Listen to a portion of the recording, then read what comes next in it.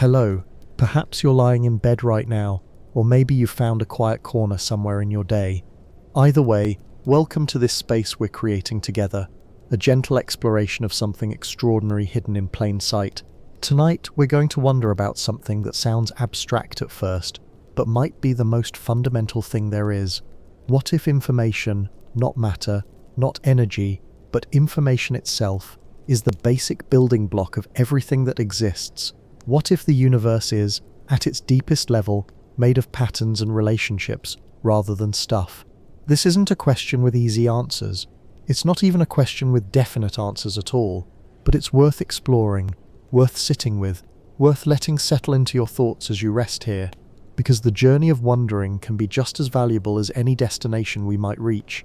We'll move slowly through this together. There's no hurry, no pressure to understand everything immediately. Think of this as a long walk through ideas, where the walking itself matters more than arriving anywhere particular. We'll encounter science, yes, gentle touches of what researchers have discovered, but we'll let those discoveries bloom into questions rather than conclusions. You might find your mind wandering as we go. That's perfectly natural. In fact, it's part of the experience. Let the ideas drift in and out like clouds, settling where they want to settle, floating past when they need to. Some thoughts will resonate deeply, others will simply be interesting landmarks along the way. The remarkable thing about information as a concept is that it touches everything. It's in the words you're hearing right now, in the neurons firing as you process them, in the quantum states of particles, in the spiral of galaxies, in the code of DNA, in the memories you carry. Information weaves through reality like threads through fabric, and tonight we're going to gently pull on those threads to see what they might reveal. So settle in, get comfortable, we have time, all the time we need. There's something extraordinary that happened in 1869 that most people barely think about anymore, though perhaps they should. A Russian chemist named Dmitry Mendeleev was working with cards, simple cards with elements written on them, trying to find some order in the chaos of known chemical substances. He arranged them by weight, rearranged them by properties, shuffled and reshuffled, until suddenly a pattern emerged. Elements with similar behaviors fell into columns. Gaps appeared where elements should be, that hadn't been discovered yet. The periodic table was born, and with it something profound. The realization that matter itself follows rules, speaks a language, contains information. Think about that for a moment. Atoms aren't just tiny billiard balls bouncing around randomly. They're organized, they're structured, they carry information in the number of protons in their nuclei, in the arrangement of electrons around them, in the ways they're willing or unwilling to bond with other atoms. Each element is like a word in a vocabulary, and chemistry is the grammar that determines how those words can combine. When Mendeleev saw those patterns, he was reading something fundamental about reality. He was seeing that nature encodes information in its basic constituents. An oxygen atom isn't just matter. It's a specific configuration, a particular arrangement, a piece of information about what's possible in the universe. And here's what makes this even more intriguing.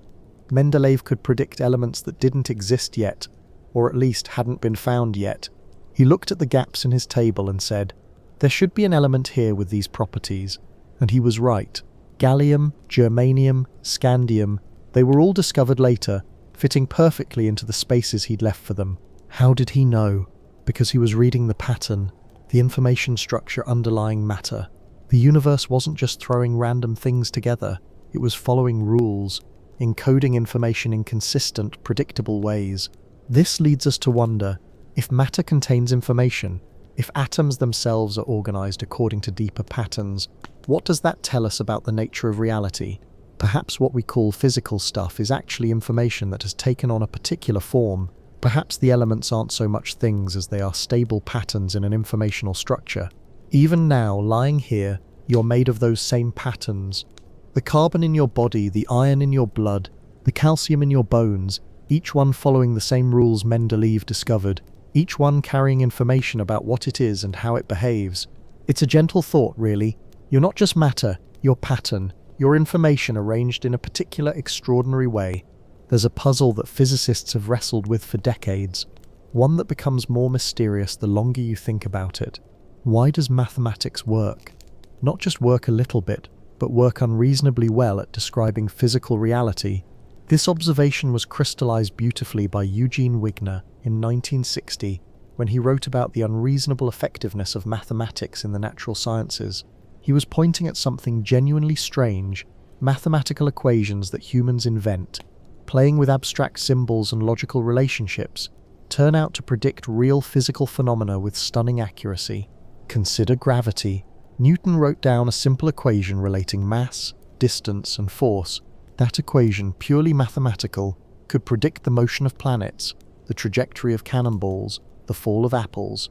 Einstein refined it with more sophisticated mathematics, curved space-time geometry, and suddenly we could predict things like gravitational waves, ripples in the fabric of space itself that wouldn't be directly detected for another century. How does this happen? How do symbols on paper, abstract relationships in mathematicians' minds, correspond so precisely to the behavior of the physical world? One possibility is that mathematics isn't something we invent at all. Perhaps we discover it.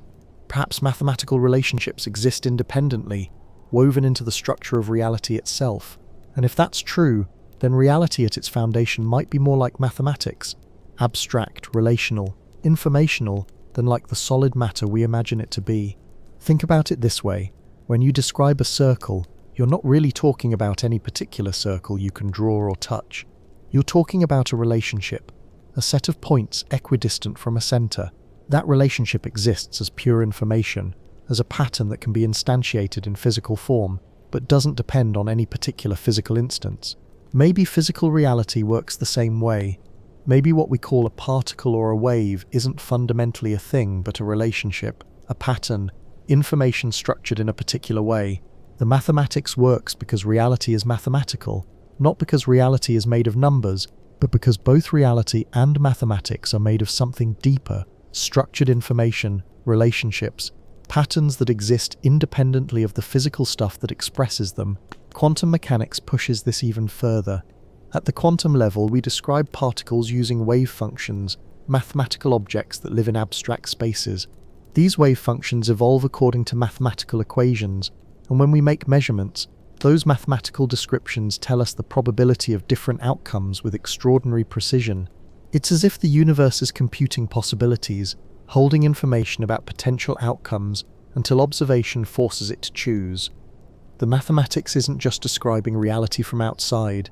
It might be the language reality uses to describe itself to itself. Lying here in the quiet, you can almost sense it: the regularity of your breathing, the rhythm of your heartbeat, the way thoughts follow certain patterns. It all follows rules, mathematical relationships, information processing that seems to run deeper than mere biological machinery. The universe, it seems, is fluent in mathematics because mathematics is the grammar of information itself. Let's bring this closer now to something you can almost touch with your awareness. Every single thing around you, every object in your room, every cell in your body, every photon of light that bounced off this screen or page, all of it follows describable patterns. All of it contains and expresses information. Your DNA is perhaps the most obvious example. Those famous double helices coiled in the nucleus of every cell are literally information storage devices. 4 chemical letters, A, T, G, C, arranged in sequences 3 billion letters long, encoding the instructions for building and maintaining you. It's information made physical, patterns written in molecular form, but it goes deeper than genetic code. The proteins those genes produce fold into specific 3-dimensional shapes, and those shapes are information too. They determine what the protein can do, what it can bind to, what chemical reactions it can catalyze. Shape is information. Structure is information. Scale up to your body as a whole. Your nervous system is constantly processing information, sensory signals flowing in, motor commands flowing out, memories being formed and recalled, thoughts arising from the intricate dance of billions of neurons passing chemical and electrical signals. You are, in a very real sense, an information processing system. Now scale up further. Look at galaxies, not just random scatterings of stars but organized structures, spirals and ellipses, following patterns described by gravitational mathematics. They rotate according to predictable equations. They interact in ways we can model and forecast. The information about their past is encoded in their present configuration, and the information about their future is, in some sense, already implicit in their current state. Scale back down, look at atoms again, but differently now. Each atom's behavior is determined entirely by information. The number of protons defines what element it is. The electron configuration determines how it bonds. The nuclear stability depends on ratios of neutrons to protons. Change any of these informational parameters, and you get a different atom with different properties. Even empty space seems to contain information. Quantum field theory tells us the vacuum isn't really empty. It's a seething foam of virtual particles popping in and out of existence. A field of potential encoded with information about what particles can exist and under what conditions. This is what's so remarkable. At every level, from the quantum to the cosmic, from DNA to galaxies, we find pattern, structure, information. Reality seems to be built from relationships and rules rather than from fundamental stuff. And here you are, lying here, breathing slowly, existing as a temporary but extraordinary arrangement of these patterns. Your thoughts right now are information processing. Your heartbeat follows patterns determined by electrical signals following rules. Even the sensation of the surface beneath you is information. Pressure sensors sending signals to your brain where they're interpreted, creating your experience of physical existence. Perhaps when we say something exists, what we really mean is that a particular pattern of information is stable enough to persist, to be observed, to interact with other patterns. Existence might not be about being made of some fundamental substance, but about being a persistent structure in a vast information space. It's a gentle reframing, but a profound one. You're not just in the universe, you're part of its information structure, a pattern that knows itself, if only briefly, before dissolving back into the larger pattern from which it emerged. For a long time, physics asked a particular kind of question. What is this made of? How does that move? What forces act on this object? These are good questions. They've led us to atoms, electrons, quarks, an increasingly detailed map of matter's constituents. But in the mid-20th century, a physicist named John Archibald Wheeler started asking something different. Not what is reality made of, but what is reality made from? The distinction is subtle but profound. Wheeler wasn't asking about the stuff of reality. He was asking about the source of reality, and his answer was strange. It from bit. What did he mean? Wheeler was suggesting that information, bits in the language of computers, might be more fundamental than physical stuff. Every particle and force and field might arise from bit, from information, from yes or no questions that the universe somehow answers. It sounds abstract, but quantum physics had already been hinting at something like this for decades. Consider the double-slit experiment, that famous demonstration where particles seem to act like waves until you measure them, and then they suddenly act like particles again. Here's what makes this so strange. The particle seems to know whether you're watching. Send an electron through two slits without measuring which slit it goes through, and it creates an interference pattern, as if it went through both slits and interfered with itself. But measure which slit it goes through, and the interference pattern disappears. The electron suddenly behaves as though it went through only one slit. The act of measurement, the act of gaining information about the system, changes the system's behavior.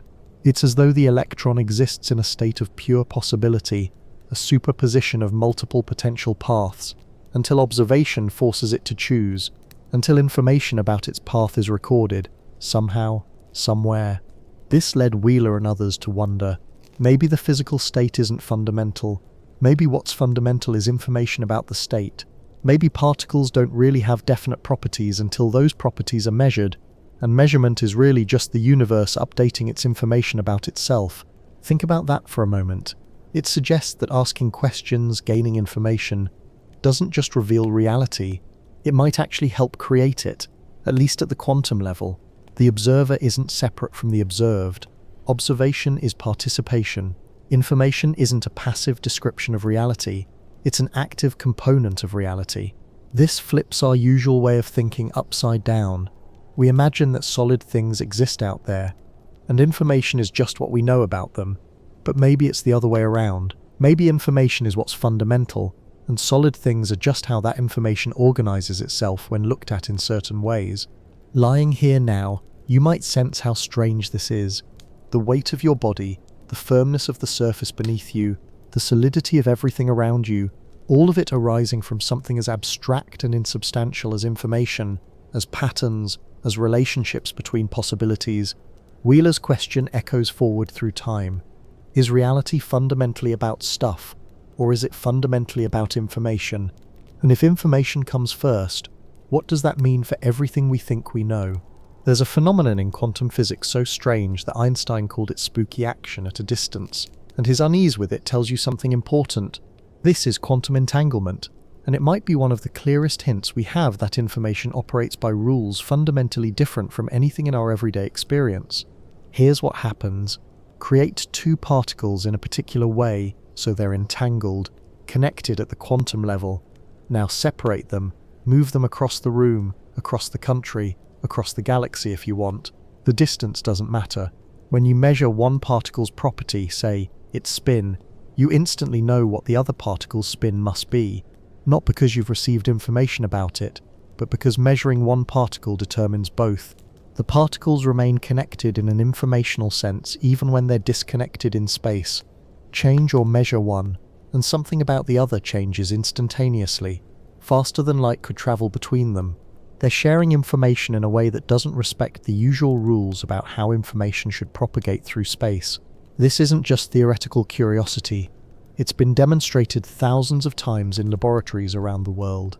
You can entangle photons, electrons, even entire atoms. You can separate them by meters or kilometers, and still, when you measure one, the other responds immediately, as if distance were somehow irrelevant to their relationship. What does this mean? One interpretation is that information connections are more fundamental than spatial connections. The two particles aren't really separate in information space. Even though they're separated in physical space, they're part of a single informational system that happens to be spread across physical distance. Think of it like this. Imagine two characters in a story. They can be in different scenes, different locations, even different time periods, but they're still part of the same narrative structure. They share information space. They're in the same story, even when they're not in the same place. Entangled particles might be like that, existing in the same quantum informational state, even when spatially separated. This suggests something profound about the nature of information in physics. We usually think of information as having to travel from one place to another, signals moving through space at some finite speed. But entanglement shows us information that doesn't travel because, in some deeper sense, it doesn't need to. It's already everywhere it needs to be because the particles are fundamentally a single informational entity, not two separate things. Some physicists interpret this as evidence that space itself might be emergent from information. Maybe distance, separation, the whole geometry of space are secondary features that arise from something more fundamental. A web of informational connections where nearness and farness are less fundamental than informationally connected or informationally independent. You can almost feel it, can't you? The way your thoughts seem to leap across your consciousness without traveling through the space of your skull. The way memory can make something distant in time feel present. Perhaps at the deepest level, reality operates more like consciousness, immediate, interconnected, informational, than like the separated objects and independent locations we see at larger scales. Entanglement whispers that beneath the apparent separation of things, there might be a deeper unity, a substrate of pure information where distance doesn't yet mean what we think it means. Let's turn to something that seems empty, but might be the fullest thing there is. Empty space, the vacuum, the nothing between things. What could be more absent, more void of information than empty space? But quantum physics tells us a very different story. Point your most sensitive instruments at the emptiest region you can find. A patch of space swept clean of all particles, all radiation, all matter, and you'll still detect something.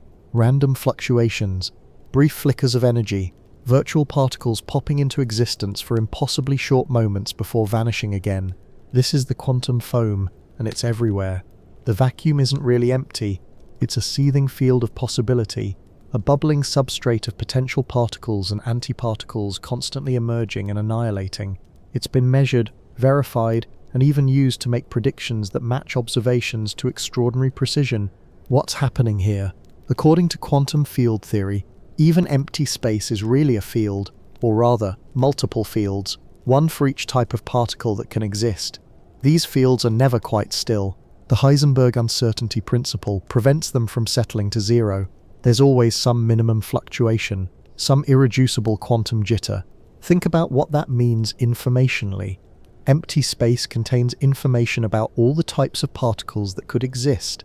It's encoded with the rules about how those particles can appear and interact. It's like a blank page that's not really blank.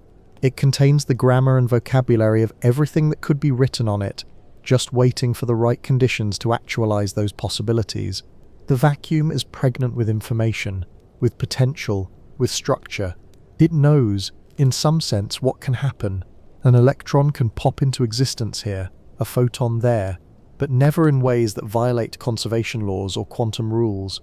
The vacuum enforces those rules, which means it contains information about them. Some physicists go further. They suggest that what we call particles aren't really things that exist in space, but rather excitations of the underlying fields, ripples on the surface of the quantum vacuum.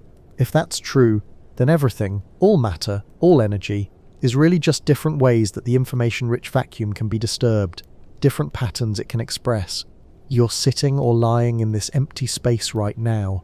It surrounds you, permeates you. Every cubic centimeter contains fields humming with potential, information about what could be, rules about what must be. The vacuum isn't absent of information. It might be where information lives in its most fundamental form, before it crystallizes into the definite particles and forces we can measure. There's something comforting about this somehow. Even in emptiness, there's structure. Even in nothing, there's something. The universe is never quite blank, never quite silent. It's always buzzing with information, with possibility, with the potential for existence to emerge from apparent non-existence. The vacuum breathes with latent being, waiting. Here's something unexpected that connects information to the most tangible, physical reality imaginable. Heat. In 1961, a physicist named Rolf Landauer discovered something remarkable. He proved that erasing information has a thermodynamic cost. Delete a bit of information, change a 1 to a 0, remove a memory, clear a record, and you must generate heat. This is Landauer's principle, and it's been experimentally verified. It's not a lot of heat. For 1 bit, it's absolutely tiny, measured in fractions of a femtojoule. But it's real, it's measurable, and it's mandatory. The universe requires you to pay an energy price for erasing information, for forgetting. Why does this matter? Because it shows that information isn't some abstract concept floating above physical reality. Information is woven into thermodynamics, into energy, into the most concrete aspects of physics. Information processing is a physical process. When your brain thinks, neurons fire, synapses transmit signals, and all of that generates heat. Thinking is warm, computation is warm. Information processing costs energy. Your body knows this. Right now, about 20% of the energy you consume goes to running your brain. Your brain is about 2% of your body weight, but uses 20% of your calories. Why? Because it's processing information constantly, maintaining memories, generating thoughts, integrating sensory data, running the complex computations that create your conscious experience. All that information processing generates heat. Your brain is literally warm from thinking, warmth from wondering, heat from holding memories. It's measurable, physical, real.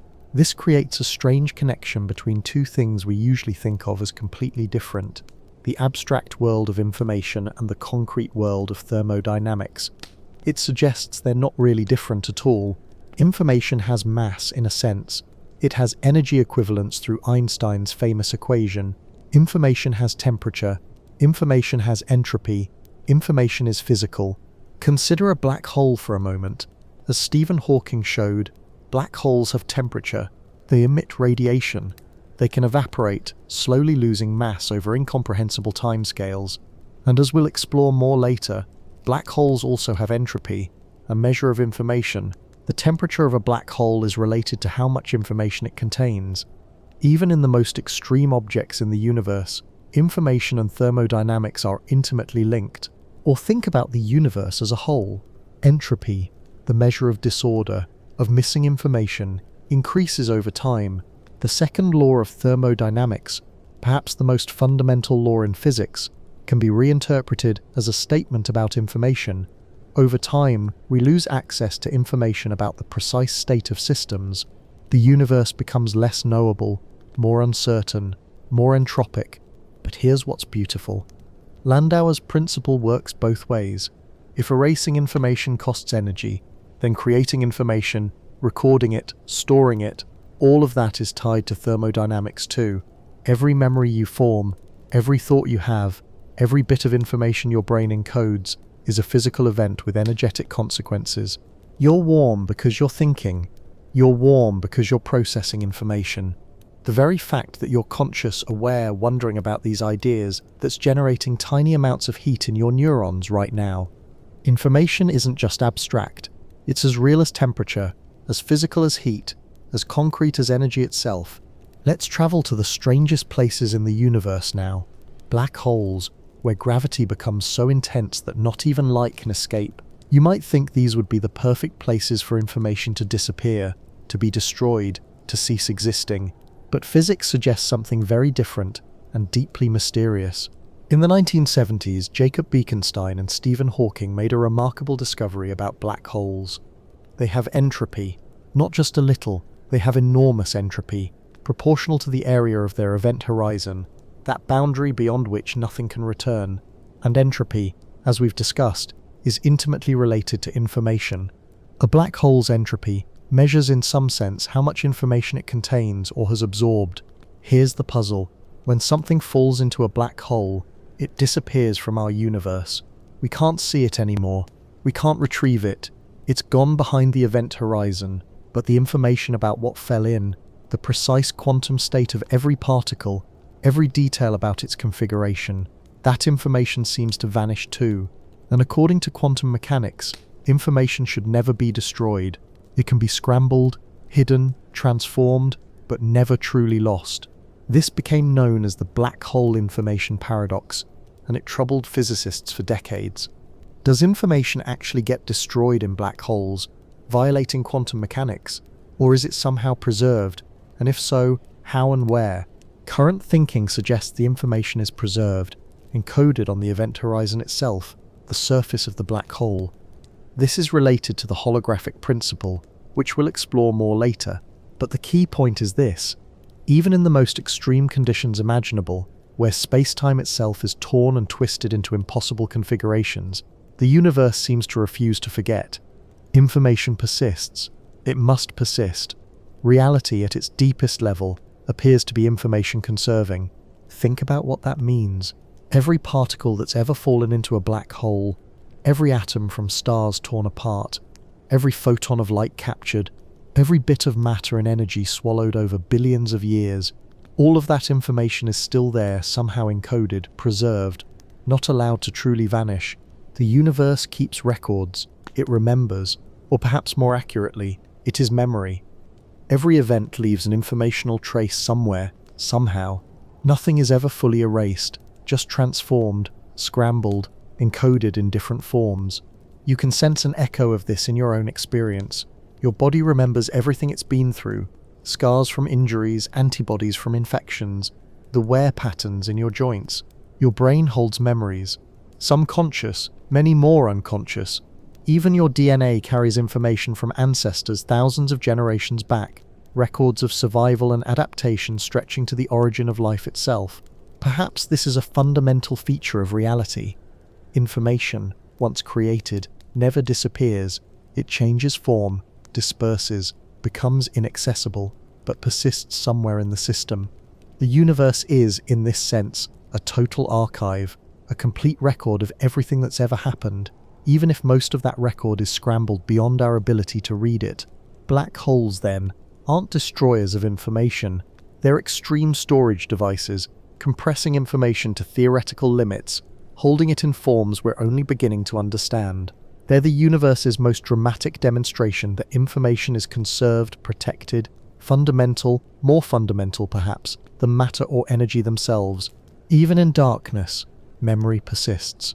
Now we come to one of the strangest ideas in modern physics, one that challenges our most basic intuitions about space and reality itself.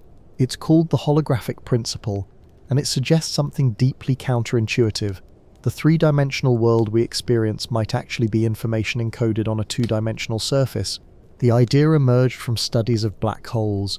Physicists noticed that a black hole's entropy, the information it contains, is proportional to the area of its event horizon, not its volume. This was unexpected. You'd think the amount of information inside a sphere would depend on its volume, how much three-dimensional space it contains. But for black holes, it depends on the surface area instead. This led to a remarkable speculation. Maybe this isn't just true for black holes.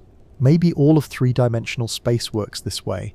Maybe everything that happens in a volume of space, every particle, every force, every interaction, can be completely described by information on the surface surrounding that volume. The interior would be, in some sense, a projection or hologram arising from information encoded on the boundary. It's called holographic because of how holograms work. A hologram is a two-dimensional film that encodes a three-dimensional image. When you look at it, you see depth, perspective, dimension, but all of that information is actually stored on a flat surface. The holographic principle suggests reality might work similarly. The three-dimensionality we experience could be emergent from information fundamentally encoded in two dimensions. Does this mean we're living in a literal hologram, a simulation? Not exactly. It's more subtle than that. The principle suggests that information, not space itself, is fundamental. Space, with its three dimensions and its apparent volume, might be how information organizes itself when viewed at large scales, but the information itself could be stored in fewer dimensions. Think about how strange this really is. Right now, you're experiencing yourself as a three-dimensional being in three-dimensional space. You can reach forward, backward, left, right, up, down.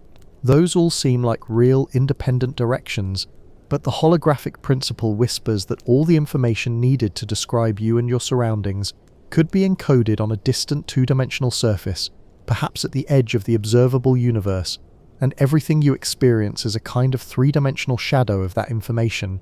Some versions of the principle go further. In certain theoretical frameworks, particularly in string theory, our entire universe might be equivalent to, mathematically identical to, a lower dimensional theory without gravity living on its boundary. The physics here would just be a different description of the physics there. Which description is real? Maybe both, maybe neither. Maybe reality doesn't have a unique dimensionality, but can be described equally well in different dimensional frameworks. This challenges depth itself. Is the distance between you and the wall real, or is it an emergent property of how information is organized? When you move through space, are you really traveling through volume, or are you tracing a path through an informational structure that manifests as three-dimensional space?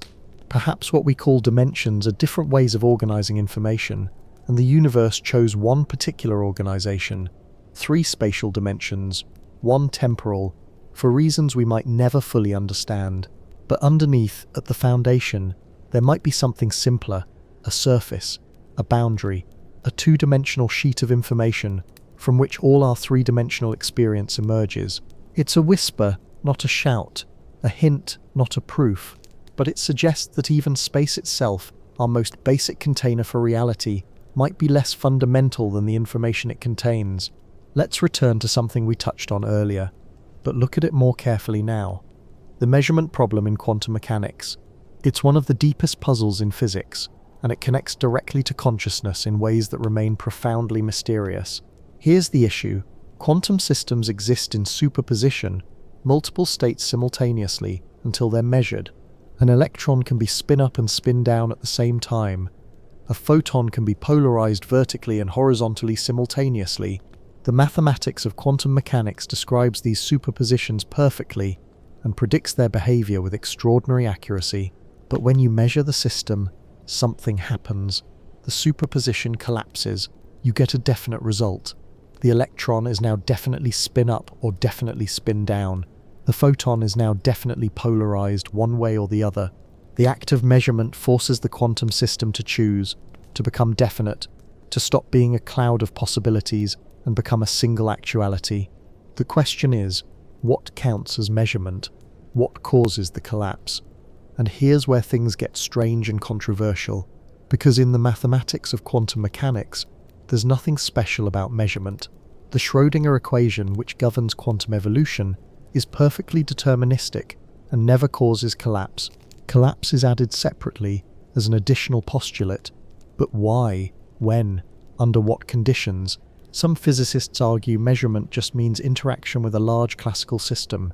Anything with enough particles will do, but others wonder if consciousness plays a role. After all, a measurement device doesn't know its own state any more than the quantum system does. Both are made of particles following quantum rules. So when does the chain of superpositions end? When does reality become definite? One radical answer: when a conscious observer looks, when awareness encounters the system, that's when collapse happens. Consciousness, in this view, isn't just passively receiving information about reality. It's actively participating in reality's transition from possibility to actuality. This interpretation has fallen in and out of favor over the decades. Many physicists resist it because it seems to put consciousness in a fundamental role in physics, which feels uncomfortably mystical. But the puzzle remains. Something special happens when measurements occur, when information moves from quantum uncertainty to classical definiteness. What is that something? Maybe the question itself reveals something important. We're asking what causes superposition to collapse, but perhaps we should ask what superposition and collapse mean informationally. In superposition, the quantum system contains information about multiple possibilities simultaneously. Upon measurement, that information becomes definite, specific, determined. Information goes from a many-valued state to a single-valued state. If information is fundamental, then measurement might be the process by which information becomes accessible, knowable, recordable in classical forms, and consciousness might simply be a particular kind of information processing system that can access and record quantum information in specific ways. You're lying here right now, processing information, being aware of these words, these ideas, your own thoughts arising and passing. That awareness involves information becoming conscious, moving from potential to actual, from unknown to known, from possibility to experience. Perhaps at some level, your consciousness is performing something analogous to quantum measurement constantly, collapsing possibilities into definite experiences. The observer problem in quantum mechanics might be pointing us towards something profound. Information and consciousness might be more deeply connected than we realize. Perhaps two aspects of the same fundamental process by which reality organizes and knows itself. There's a theory about consciousness that takes information seriously in a very particular way. It's called integrated information theory, or IIT, and it attempts to do something ambitious: quantify consciousness, measure it, give it a number. The theory was developed by Giulio Tononi and colleagues, and it starts with a simple question: what makes a system conscious? Not does it have a brain or is it alive, but what physical property or structure gives rise to subjective experience? IIT's answer is integration. A system is conscious to the extent that it integrates information. The theory defines a measure called phi, the Greek letter fate, that quantifies how much a system is more than the sum of its parts informationally. High phi means the system integrates information strongly, and according to IIT, this integration is what creates consciousness.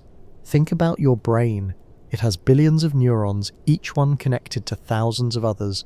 When you perceive something, say a red apple, millions of neurons are involved, but you don't experience millions of separate sensations. You experience one unified thing, an apple, red, round, with texture and meaning. Your brain has integrated all that separate information into a single conscious experience. That integration, IIT suggests, is the key. Consciousness isn't just information processing, it's integrated information processing. It's about how different pieces of information relate to each other, constrain each other, form a unified whole that's irreducible to its components. The theory makes some surprising predictions. A system could have lots of information processing without much consciousness if that processing isn't integrated. Your laptop processes huge amounts of information, but does so in separate modular ways. Each calculation is isolated from others. There's little integration, so according to IIT, little or no consciousness. Conversely, a simple system with strong integration might have some degree of consciousness, even if it's nothing like human experience. The theory suggests consciousness is graded, not all or nothing. Different systems have different amounts of phi. different degrees of conscious experience. This raises profound questions. If consciousness is integrated information, could we measure it directly? Could we look at any system, a brain, an animal, even an artificial intelligence, and calculate its phi value, determining how conscious it is? Tononi and his colleagues have tried to develop ways to do this, though it's technically challenging for systems as complex as brains. More philosophically, if consciousness is information integration, then consciousness might be more widespread than we think, not universal. Most things probably have near zero phi, but perhaps present in degrees throughout systems that integrate information. Your brain has lots. A simple network might have a little. Most objects which don't integrate information meaningfully would have essentially none. There's something both comforting and unsettling about this. Comforting because it suggests consciousness isn't utterly mysterious, isn't magic, but a measurable property of information processing systems. Unsettling because it makes consciousness seem mechanical, like any other physical property, quantifiable and devoid of the special status we often give it. But perhaps that's not quite right. Perhaps recognizing that consciousness is integrated information doesn't diminish it. After all, you're experiencing consciousness right now. Thoughts arising, awareness present, this moment of being here, feeling like something. If that experience is information integrating with itself, creating unified patterns from diverse inputs, then information itself must be stranger and richer than we imagined. Phi measures something real. How tightly woven together a system's information processing is, how much the whole emerges from and exceeds its parts. And when phi is high enough, in the right kind of configuration, something remarkable happens. The system becomes aware of itself. Information knows itself. Pattern experiences pattern. You are finny, very high finny, right now. There's something peculiar about consciousness that IT touches on but doesn't fully explain. Self-reference. You're not just aware, you're aware that you're aware. You can think about your thinking, observe your observations, experience your experiencing. This recursive quality, this strange loop of self-reference, might be central to what consciousness really is. Douglas Hofstadter explored this idea deeply in his work on strange loops and self-reference. He suggested that consciousness arises from systems that model themselves, that create internal representations of their own processing, forming loops where the system's output becomes its own input, in increasingly abstract ways. Think about what's happening right now. You're reading these words, but you're also aware that you're reading. You can think I am reading, and then you can think I am thinking about reading, and then I am thinking about reading. There's no natural stopping point. The loop can continue indefinitely, each level referring to the previous level, consciousness folding back on itself. This self-reference creates something unique. Most information processing is straightforward. Input comes in, processing happens, output goes out. But in a strange loop, the system's representation of itself becomes part of what needs to be represented. You're not just processing information about the world, you're processing information about yourself, processing information about the world. This might be why consciousness feels the way it does, unified, continuous, centered. The strange loop creates a sense of I, a locus of awareness that seems to sit at the center of experience. But that I might be nothing more than the loop itself, the system's model of its own processing, mistaken for a separate entity that's doing the processing. Consider how you experience thoughts arising. You don't feel like you're creating them deliberately, do you? They seem to appear spontaneously, and yet you claim ownership of them. My thoughts. I'm thinking. This paradox makes sense if the I is not causing thoughts, but is itself a pattern that emerges from the recursive self-modeling that consciousness performs. In computational terms, the strange loop happens when a system has enough complexity to represent itself at multiple levels of abstraction. Your brain can represent immediate sensory data, but also patterns across that data, and patterns of patterns, and concepts about concepts, building up a hierarchy where the highest levels loop back to influence and model the lowest levels. This creates information processing that's qualitatively different from simple feed-forward networks. Information doesn't just flow in one direction. It circles back, refers to itself, creates stable patterns that persist even as the underlying neural activity constantly changes. Perhaps consciousness requires this kind of structure, not just integrated information, but recurvely integrated information. Information that knows itself, represents itself, models itself, creates an internal strange loop where the system becomes simultaneously subject and object, observer and observed. You can almost feel it, can't you? That sense of being present, of awareness aware of itself. That's the strange loop in action. Information recursively processing information about its own processing, creating the illusion or reality of a conscious self observing everything from a privileged center point. But here's what's truly mysterious. Why does this feel like something? Why isn't this just complex information processing in the dark? Why does the strange loop of self-reference create subjective experience, the felt quality of being you? That question remains open, perhaps fundamentally so. But the strange loop at least shows us how information might become conscious, by turning back on itself, by knowing itself, by creating patterns that persist across time and represent not just the world, but the system's own existence in that world. The loop loops, and somehow, impossibly, there's someone home to notice. Here's a thought experiment that pushes the information idea further: substrate independence. The question is simple to ask, but profound in its implications. Could your consciousness exist on a different physical substrate? Could you be you without being made of neurons and cells?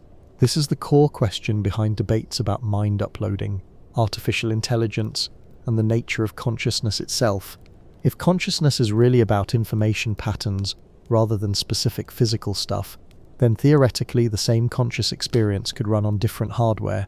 Consider a simple analogy first. A piece of music isn't tied to any particular instrument. You can play the same melody on a piano, a violin, a synthesizer, or have a computer generate it. The pattern, the sequence of notes, rhythms, harmonics, remains the same even as the physical process producing it changes completely. The music is substrate independent. It's pattern, not material. Could consciousness work similarly? The pattern of information processing in your brain, the way signals flow, integrate, form stable representations, create strange loops of self-reference, might be what creates your conscious experience. If so, then theoretically, you could instantiate that same pattern in silicon, or quantum computers, or some other physical system entirely, and the same consciousness might arise. This idea divides people sharply. Some find it obvious. Of course, consciousness is substrate independent. It's information processing, and information processing can happen on any suitable computational substrate. Others find it absurd, or even offensive. Consciousness requires biological neurons, living tissue, the specific chemistry of neurotransmitters. You can't be you without being physically you. But information theory doesn't care about physical substrate. A bit is a bit, whether it's encoded in magnetic domains on a hard drive, electrical charges in transistors, or chemical concentrations in a neuron. What matters is the pattern, the relationships, the information structure itself. If substrate independence is real, it has staggering implications. It would mean consciousness is fundamentally portable. Your mind could survive the death of your body if the information pattern that is you could be preserved and reinstantiated elsewhere. It would mean artificial systems could, in principle, be conscious if they instantiated the right information structures. It would mean consciousness isn't magical or vitalistic, but is an organizational pattern that emerges from information processing regardless of implementation details. Of course, this assumes we can identify and replicate the right pattern. Your brain isn't just doing any information processing, it's doing specific kinds of processing, with particular connectivity patterns, temporal dynamics, feedback loops. Maybe consciousness requires not just any information integration, but very specific types that are hard to replicate in non-biological substrates. Or maybe the substrate matters more than pure information theory suggests. Maybe quantum effects in neurons matter, or the continuous nature of chemical signaling, or aspects of biological processing that digital computers simply can't capture. Maybe consciousness is substrate dependent after all. The truth is, we don't know. We can't yet point to a pattern and say this is consciousness, in a way that lets us determine whether other systems instantiating that pattern are conscious. We can't upload minds or build conscious AIs with certainty. The question remains open. But lying here thinking about it, you might notice something. You don't actually experience the neurons in your brain. You experience thoughts, sensations, emotions, informational patterns. Your subjective experience is already abstracted from the physical substrate. What it feels like to be you is already a pattern, not a thing. Perhaps consciousness is substrate independent because consciousness is the pattern, the information structure itself, experienced from the inside. And patterns, unlike matter, are fundamentally portable, copyable, instantiable in multiple forms. You might be more like music than you think, a pattern that exists independently of the instrument playing it. Now we have to acknowledge the elephant in the room, the question that shadows all discussions of consciousness and information. It's called the hard problem of consciousness, and it was crystallized most famously by philosopher David Chalmers. The hard problem asks, why is there subjective experience at all? Why does information processing feel like something? Why is there an internal qualitative dimension to consciousness? The redness of red, the painfulness of pain, the taste of coffee, the feeling of being you. All the theories we've discussed, integrated information theory, strange loops, substrate independence, tackle what Chalmers called the easy problems. They explain how information is integrated, how systems model themselves, how processing might be organized. But none of them really explain why any of this should feel like anything. You could imagine, in principle, a universe where information processing happens without any accompanying subjective experience. A zombie universe, as philosophers call it, where systems process information, respond to stimuli, even speak about their experiences, but where there's no inner light of awareness, no felt quality to any of it. Why isn't our universe like that? Why does information processing in your brain create not just intelligent behavior, but also experience? This is the hard problem, and after decades of debate, we're no closer to solving it. Some philosophers argue it's fundamentally unsolvable, that no amount of physical or information theoretic explanation can bridge the gap between objective processing and subjective experience. Others insist we're just missing something, some key piece of understanding that will make the hard problem dissolve. There are various attempts at solutions. Panpsychism suggests consciousness is fundamental, present to some degree in all matter, with complex systems like brains simply having more of it. Information-based theories might say that integrated information doesn't just correlate with consciousness, it is consciousness, and the subjective feeling is intrinsic to integrated information itself. Illusionist theories claim subjective experience is actually an illusion created by the brain's self-modeling, and there's no hard problem at all. None of these are fully satisfying. Panpsychism just pushes the mystery down to a fundamental level without explaining it. Information theories don't bridge the explanatory gap between pattern and feeling. Illusionism seems to deny the one thing we're most directly certain of, that consciousness exists and feels like something. Perhaps the hard problem is hard because we're asking the wrong question. We're trying to explain subjective experience in objective terms, but maybe subjectivity can't be reduced that way. Maybe information, at its most fundamental level, has both objective and subjective aspects. A way it appears from outside as pattern, structure, relationship, and a way it appears from inside as experience, feeling, qualia. If that's true, then consciousness isn't something that emerges from information processing. It's intrinsic to information itself, at least certain kinds of information organized in certain ways. The universe isn't divided into unconscious matter and conscious experiences. It's all information, and information has these two fundamental aspects that we perceive as objective and subjective. This doesn't solve the hard problem so much as reframe it, but perhaps that's all we can do. Acknowledge the mystery, accept that subjective experience exists and seems connected to information processing, and remain humble about the gaps in our understanding. You know you're conscious. You know what it feels like to be you right now, aware, present, experiencing these ideas. That's the most certain thing there is. The mystery is how and why that certainty exists in a universe of particles and forces and information patterns.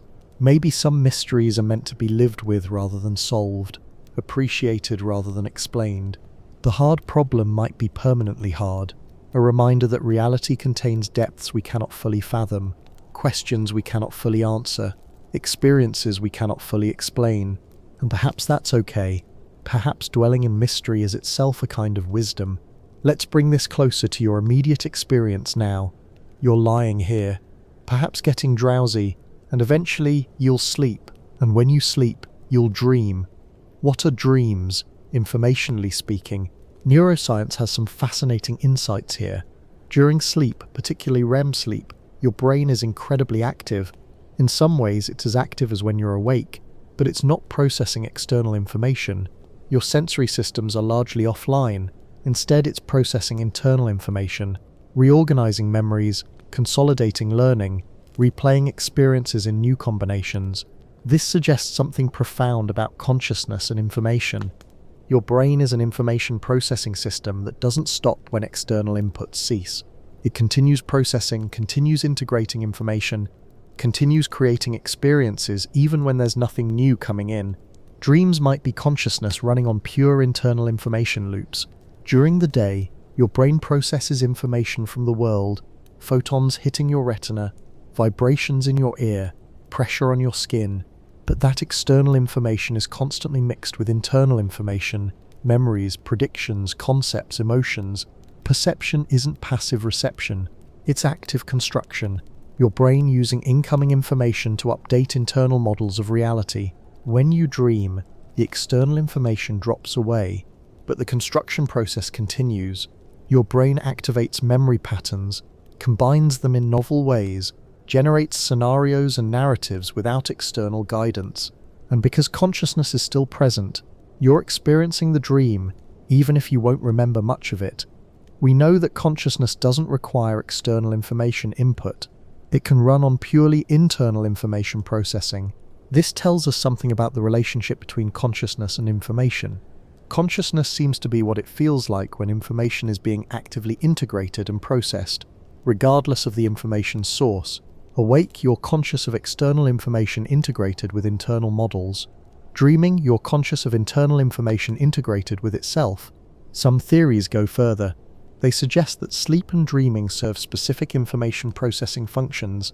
Your brain needs to consolidate memories, moving them from short-term to long-term storage, which involves reprocessing the day's information, strengthening important patterns, weakening or discarding others.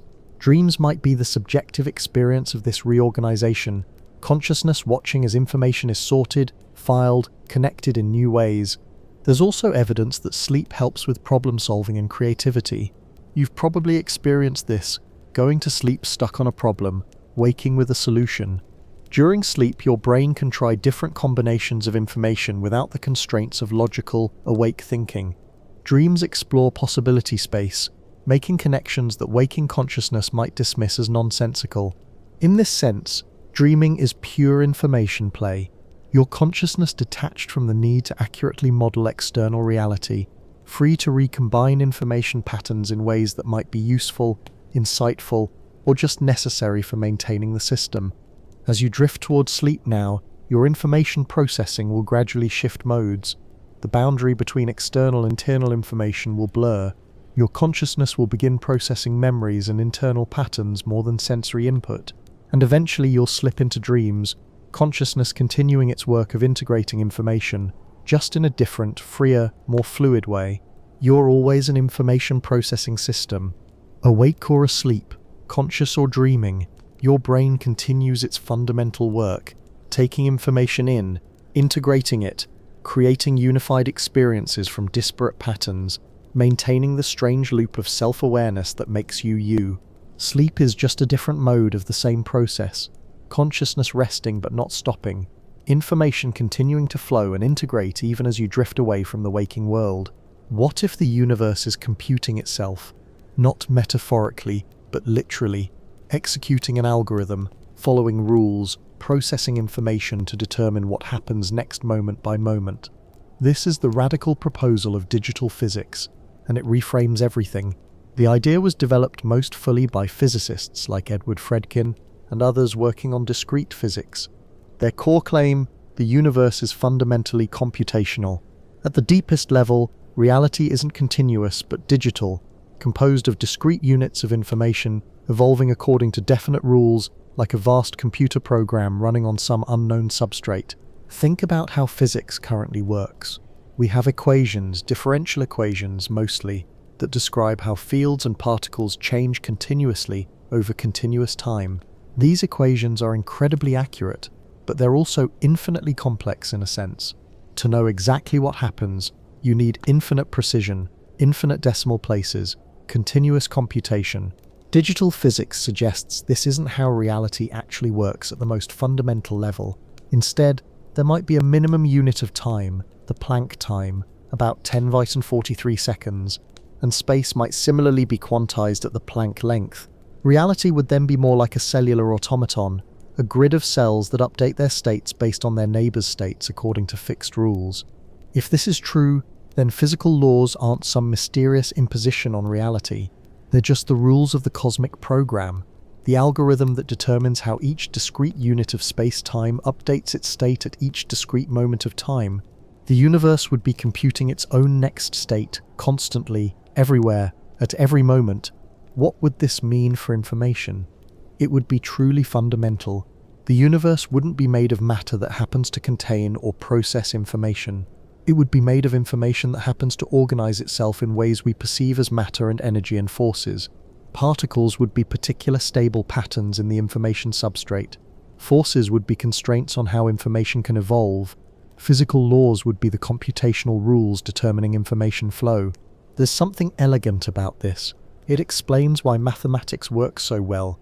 Reality is mathematical because it's literally executing a mathematical algorithm. It explains conservation laws. Information is conserved in computational systems. It even suggests why quantum mechanics is probabilistic. Perhaps reality is computing probabilities, updating quantum information at each step according to probabilistic rules. But it also raises deep questions. If the universe is a computer, what's it computing? Is there an output, a result it's working toward? Or is the computation an end in itself? Reality exploring what happens when these particular rules are applied to these particular initial conditions, and what's the substrate? If the universe is software, what's the hardware running it? Digital physics doesn't usually have a good answer here. Some suggest it's substrate independent all the way down, information processing itself without any physical implementation. Others invoke more exotic ideas, the universe as a quantum computer, or reality as a simulation running on some meta-universe's computers. You might resist this idea. It seems cold, mechanistic, reducing rich, textured reality to mere computation. But perhaps computation is richer than we think. After all, you're a computational system. Your brain processes information according to rules, and your experience is anything but cold or mechanistic. Consciousness, beauty, meaning, love, they all arise from information processing. If your brain can compute these things, why couldn't the universe compute itself into existence, complete with all the richness we observe? The cosmic computer, if it exists, isn't calculating boring numbers. It's calculating stars and galaxies, atoms and molecules, life and consciousness, questions and answers. It's computing everything, including the wondering you're doing right now about whether it's computing at all. Perhaps reality is the universe's way of thinking about itself.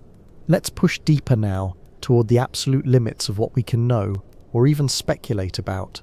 If information is fundamental, if reality is digital, what's the finest resolution of that digital reality? How far down do the bits go? Physics gives us a natural answer, the Planck scale. These are the smallest meaningful measurements in physics. Planck length, about 10^35 meters, and Planck time, about 10^43 seconds. Below these scales, the very concepts of space and time start to break down according to our current theories. Quantum mechanics and general relativity, our two pillars of physics, begin to contradict each other in this regime. Some theorists suggest that these Planck scales represent a fundamental graininess to reality. Space-time might not be smooth and continuous as we experience it at larger scales. It might be pixelated, discrete, made of tiny Planck-sized chunks that can't be subdivided further. Reality would have a resolution limit like a digital image. Zoom in far enough and you'd see the individual pixels. Except here the pixels are pieces of space-time itself. If this is true, it has profound implications for information. Each Planck volume, a cube of space 1 Planck length on a side, could contain at most a finite amount of information, perhaps just one bit or a few bits. The entire observable universe would then contain a finite total amount of information. Stupendously large but not infinite.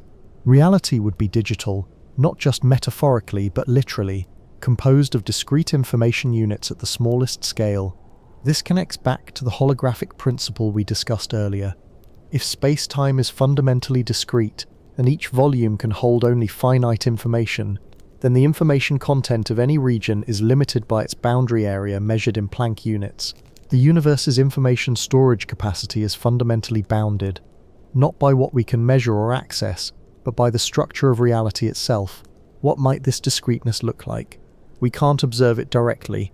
Our best microscopes can't come anywhere close to Planck scales, but theoretically, it could be like a seething quantum foam, with space-time itself fluctuating wildly at tiny scales, topology changing, dimensions shifting, the smooth fabric we see at large scales emerging statistically from underlying digital chaos. Or maybe it's more ordered. Some versions of loop quantum gravity, a theory attempting to quantize space-time, suggest a spin network, a graph where nodes and edges carry quantum information, and space emerges from the connections between nodes. Reality would be a network structure at the deepest level, with space-time as we know it being a coarse-grained description of the network's large-scale properties. Either way, the picture is radical. No continuous smooth space-time at bottom, just discrete bits of information arranged in structures we don't yet fully understand, computing the universe into existence one Planck time at a time. There's something both thrilling and dizzying about this. Everything you see, the room around you, your body, the atoms composing everything, all of it might be emergent from a deeper, discrete structure, bits of information processing themselves according to unknown rules, creating the illusion of continuity and solidity through sheer computational power. You can't feel this granularity. The Planck scale is unimaginably small, vastly smaller than atoms, smaller than quarks, smaller than anything we've ever detected. But if the theorists are right, it's there, underlying everything, the cosmic resolution limit where bits become reality and reality becomes bits. Does it matter practically? Not really. Physics at accessible scales works fine with continuous math and smooth space-time, but philosophically, it matters enormously. It suggests that information isn't just a way of describing reality. Information is reality, all the way down, with no matter or energy or space-time beneath it, just pattern, structure, relationship, information processing itself. The bits go all the way down, and at the bottom there's nothing but bits. We've been dancing around this idea, but let's address it directly now. The simulation hypothesis. The suggestion that we might be living in a computer simulation, that our reality is software running on some other reality's hardware. It's a strange thought, but not as crazy as it might sound. The argument, most famously presented by philosopher Nick Bostrom, goes like this. If it's possible to create detailed computer simulations of conscious beings, and if any civilization gets advanced enough to do so, then they probably will, likely many times. So there would be many simulated realities for every base reality. Statistically, we're more likely to be in a simulation than in the original base reality. This assumes several things: that consciousness can be simulated computationally, that civilizations want to run such simulations, that they have resources to run many of them. All of these assumptions could be wrong, but if they're right, the probability that we're in base reality becomes vanishingly small. We're almost certainly simulated.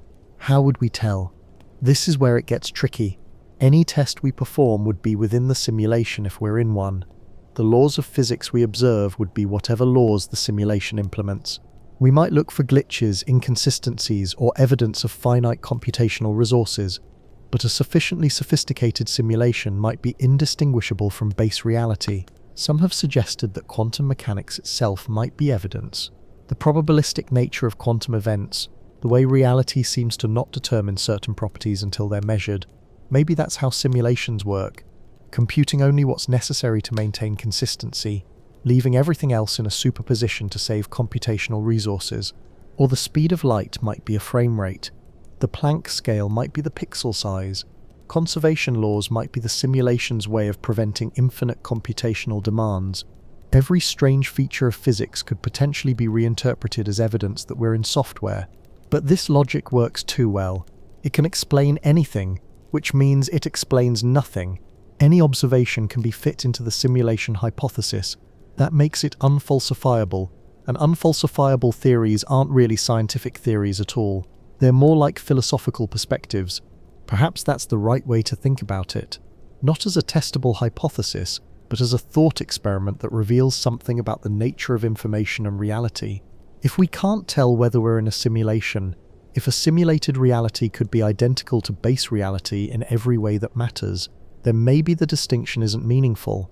After all, if consciousness works the same in simulation as in base reality, if information processing creates the same subjective experiences, if the simulation is perfect and stable, then in what sense is it less real? For the conscious beings inside, it's completely real. Their experiences are genuine. Their thoughts and feelings matter just as much as those in base reality. This brings us back to information as fundamental. If reality is computational at base, if base reality is already information processing itself, then a simulation is just another layer of information processing. It's not a fake reality versus a real one. It's information processing creating consciousness and experience at one level, which creates more information processing creating consciousness and experience at another level. The simulation hypothesis, taken seriously, doesn't suggest we're living in something false. It suggests that reality might be recurvely computational, information processing all the way up and all the way down, with no privilege level that counts as really real versus merely simulated. You're lying here thinking about this, consciousness arising from information processing, and whether that processing is happening in biological neurons, or simulated neurons, or pure computational substrate without physical implementation might not matter. What matters is the information pattern itself, the experience it creates, the reality it constructs. Perhaps we're in a simulation. Perhaps we're in base reality. Perhaps the question itself misses the point, because reality is informational computation regardless of how many levels deep we go. The whisper says, what you experience is real, whatever its substrate. Information is information. Consciousness is consciousness. Reality is reality, even if it's software all the way down. Here's something remarkable you can experiment with yourself. Download a simple program called Conway's Game of Life. It's a cellular automaton, a grid of cells that are either alive or dead, following 3 simple rules about neighbors and survival. Then let it run and watch what happens. From those 3 simple rules, stunning complexity emerges. Patterns form, evolve, interact. Some patterns remain stable, others oscillate periodically. Some move across the grid like creatures. Complex structures build themselves from simpler components. You'll see what looks like life, organization, purpose, all emerging from simple information processing rules. This is emergence, and it's central to understanding how information might create reality. Complex, unpredictable behavior arising from simple rules. High-level patterns that couldn't have been predicted from low-level laws, but that follow necessarily from those laws anyway. Our universe might work similarly. The fundamental laws of physics might be simple, elegant equations describing how quantum fields evolve, how space-time curves, how particles interact. But from those simple laws, everything emerges: atoms, molecules, chemistry, biology, consciousness, civilization, art, love, meaning, complexity building on complexity, information organizing itself into richer and richer structures. The game of life demonstrates something profound. You can't shortcut emergence. Even though the rules are simple and deterministic, the only way to know what pattern will appear after 1 billion generations is to run those billion generations. There's no simpler calculation. The system must compute itself. The future isn't predictable by any method faster than just letting the system evolve. If reality works like this, and there's good reason to think it does, then the universe is constantly computing itself into existence. Each moment arises from the previous moment according to physical laws, but the future can't be known without actually computing it. Reality is both deterministic and surprising, rule-bound and creative. This explains why physics is both simple and complex. The fundamental laws are elegant, beautiful, expressible in concise mathematics, but their consequences are effectively infinite in variety and richness. Simple information rules, given enough space and time to compute themselves, create everything. It also suggests why consciousness emerged. In a universe that computes itself, growing ever more complex, information processing systems like brains are almost inevitable. They're stable patterns in the cosmic computation, eddies of information that persist and propagate. eventually becoming sophisticated enough to model themselves and wonder about the rules they're following. You are complexity that emerged from simplicity.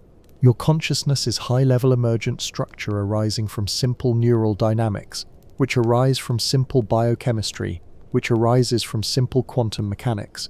At each level, new properties emerge that couldn't be predicted from the level below without actually running the computation. Your thoughts right now are being computed by your neurons firing according to simple rules about ion channels and neurotransmitter receptors. But those simple rules, interconnected across billions of cells, create something qualitatively new: subjective experience, meaning, understanding, wonder. The system computes itself into consciousness. Perhaps this is what the universe is: a set of simple information processing rules computing themselves, generating complexity, eventually producing systems complex enough to notice and wonder about the computation they're part of. Physical laws aren't imposed from outside. They're the rules the information follows, the algorithm the cosmic computation runs, creating reality one moment at a time. And just like in the game of life, the only way to see what happens next is to let it happen, to let the information compute itself forward into new configurations we couldn't have anticipated, but which follow necessarily from everything that came before. The universe doesn't have a plan, it has rules, and the rules are computing everything that's possible, including you lying here wondering about rules. Let's think about constraints now. If reality is computational, if the universe is processing information, what limits how fast that processing can happen? Because there are limits, fundamental ones, built into physics itself. The speed of light is the most famous limit. Nothing can travel faster than about 300,000 kilometers per second. But this isn't really about travel, it's about information. Light speed is the speed of causality, the maximum rate at which information can propagate through space. It's the universe's frame rate, in a sense, the fastest rate at which one region can inform another region about what's happening. Why should there be such a limit? In a continuous, infinitely divisible space-time, you might expect information to travel arbitrarily fast, but if space-time is fundamentally discrete, quantized at the Planck scale, then there's a maximum rate at which information can hop from one discrete unit to the next.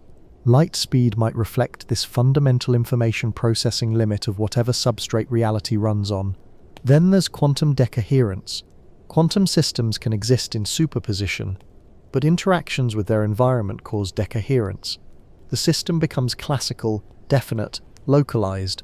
This happens incredibly fast for macroscopic objects, which is why we don't see everyday things in quantum superposition. The larger and more interactive a system is, the faster it decoheres.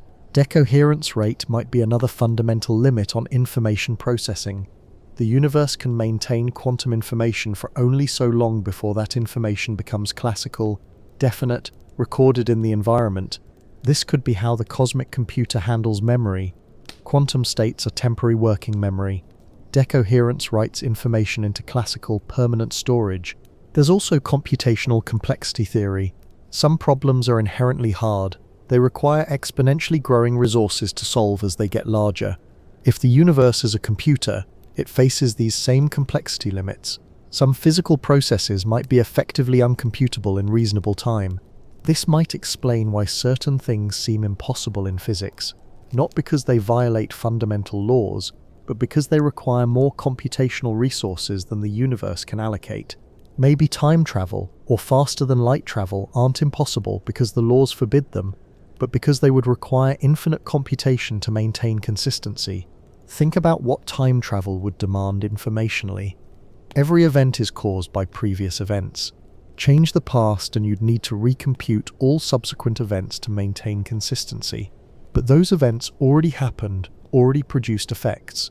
You'd need to simultaneously hold multiple versions of the timeline, compute which one is consistent, prevent paradoxes. The computational cost might be literally infinite. The universe might simply be incapable of that level of computation, so time travel doesn't happen, not as a fundamental prohibition but as a practical impossibility given computational limits. Similarly with instantaneous information transfer, entanglement shows information connections that don't respect spatial separation, but you still can't send usable information faster than light through entanglement. Maybe that's a processing limit. The universe's substrate can't update distant regions faster than light speed allows, so even though entanglement exists, it can't be used for faster than light communication. These limits shape reality. They determine what's possible, not at the level of particles and forces, but at the level of information processing. They're constraints on the cosmic computation, boundaries within which all physical processes must operate, and they're remarkably tight. Light speed, quantum decoherence rates, computational complexity limits, they all seem fine-tuned to allow complexity to emerge, but not so much that the universe becomes computationally impossible to run. Perhaps that's not coincidence. Perhaps universes with different limits either couldn't compute themselves at all, or could only compute simple, boring physics. Our universe's limits might be in the sweet spot where information processing is rich enough to create complexity, life, consciousness, but constrained enough to be actually computable. You're lying here now, experiencing reality in real time, which is to say at the speed the universe computes itself. You can't think faster than your neurons can process information. The universe can't unfold faster than its fundamental processing rate allows. We're all running at the speed of reality, which might be the speed of information itself. Time itself started at the Big Bang. That's what general relativity tells us. Space-time emerged from the initial singularity about 13.8 billion years ago. And before that, well, before might not be a meaningful concept when time itself doesn't exist yet. But cosmologists have speculated about what might have preceded our universe. Eternal inflation theory suggests our universe might be just one bubble in an endlessly inflating multiverse, with new universe bubbles constantly forming. Our Big Bang would be a local event in a much larger structure. What would exist before time? Not objects, not events. Those require time. But information might exist. Mathematical relationships don't require time. Logical structures don't require time. The rules that would govern the emergence of space-time, those could be timeless, eternal, existing in some abstract sense beyond any physical reality. Perhaps information is what existed before existence. Not information about things, there were no things yet, but information as pure structure, pure relationship, pure pattern waiting to be instantiated. The laws of physics might have existed timelessly as mathematical possibilities before any physical universe emerged to follow them. Imagine it this way. Before the Big Bang, there was a vast space of possibility, an informational landscape of every possible configuration the universe could have. Each point in this landscape represents different initial conditions, different laws of physics, different values for fundamental constants. It's all pure information, not yet real in any physical sense. Then something happened. We don't know what, and one point in this landscape became actual. Information became instantiated. Mathematical possibility became physical reality. The universe began computing itself into existence, following the rules encoded in that particular point in possibility space. But why that point? Why these laws, these constants, these initial conditions? We don't know. Maybe it was random. Maybe all possible universes exist somewhere in a vast multiverse, and we're just experiencing the one we're in. Maybe there's a deeper explanation we haven't conceived of yet. What's remarkable is that information could exist in this timeless sense. Before matter, before energy, before space and time themselves, there could be structure, relationship, pattern, information as the most primitive thing there is, more fundamental than the universe it describes. This flips creation on its head. We usually think of information as coming from things. Things exist first, and then information describes them. But maybe information comes first, and things arise as instantiations of information, as points in possibility space becoming actual. You're lying here 13.8 billion years after information became physics, after possibility became actuality, after the rules began computing themselves. Everything you experience, including your experience itself, traces back to that moment when timeless information structure became time-bound physical reality. The universe might be best understood not as matter or energy, but as information exploring its own possibilities, computing all the ways structure can organize itself, including eventually into patterns complex enough to wonder about their own origins. Before the beginning, there might have been the idea of beginning, the information that beginning was possible, the rules that would govern how beginning could happen, and that was enough. Information needed no prior existence. It simply was, timelessly, until it became time itself. Let's think about symmetry. In physics, symmetry means invariance. Something stays the same when you change perspective. A perfect sphere looks the same from any angle. The laws of physics are the same everywhere in space, at all times. These symmetries are fundamental to how reality works. But here's something strange. The early universe was highly symmetric. Immediately after the Big Bang, all forces were unified. All particles were essentially the same. Everything was perfectly balanced. Then, as the universe cooled, symmetries broke, forces separated, particles differentiated, matter and antimatter became distinct. The universe became less symmetric, more structured, more informationally rich. This is called spontaneous symmetry breaking, and it might be the universe's first question: which way should I break? In a perfectly symmetric state, there are multiple possibilities, all equivalent. When symmetry breaks, the universe must choose one, and that choice creates information.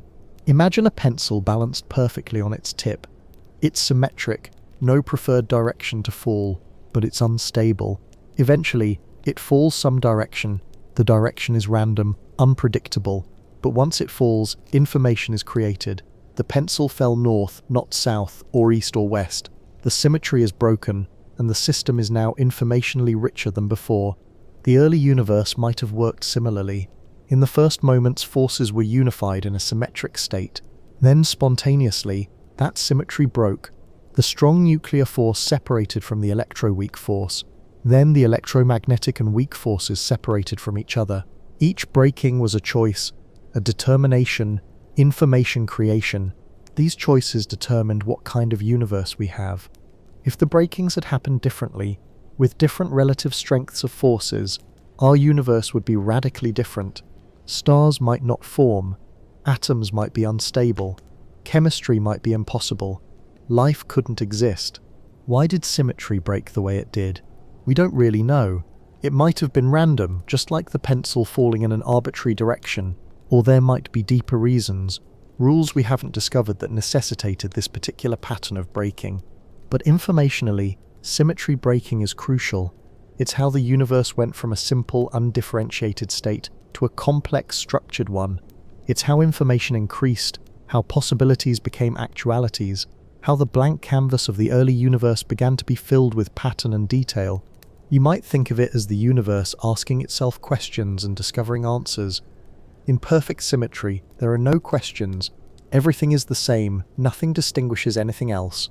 But when symmetry breaks, suddenly there are distinctions, differences, relationships. North is different from south, up is different from down, matter is different from radiation.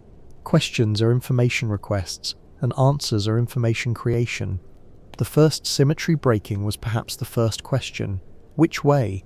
And the answer, whatever determined it, was the first bit of information in the universe beyond its initial conditions. From there, questions cascade. Once forces are different, particles can interact differently, creating more complexity, more structure, more information. Each level of organization raises new questions and creates new answers. Eventually, after billions of years, we get systems complex enough to consciously ask questions.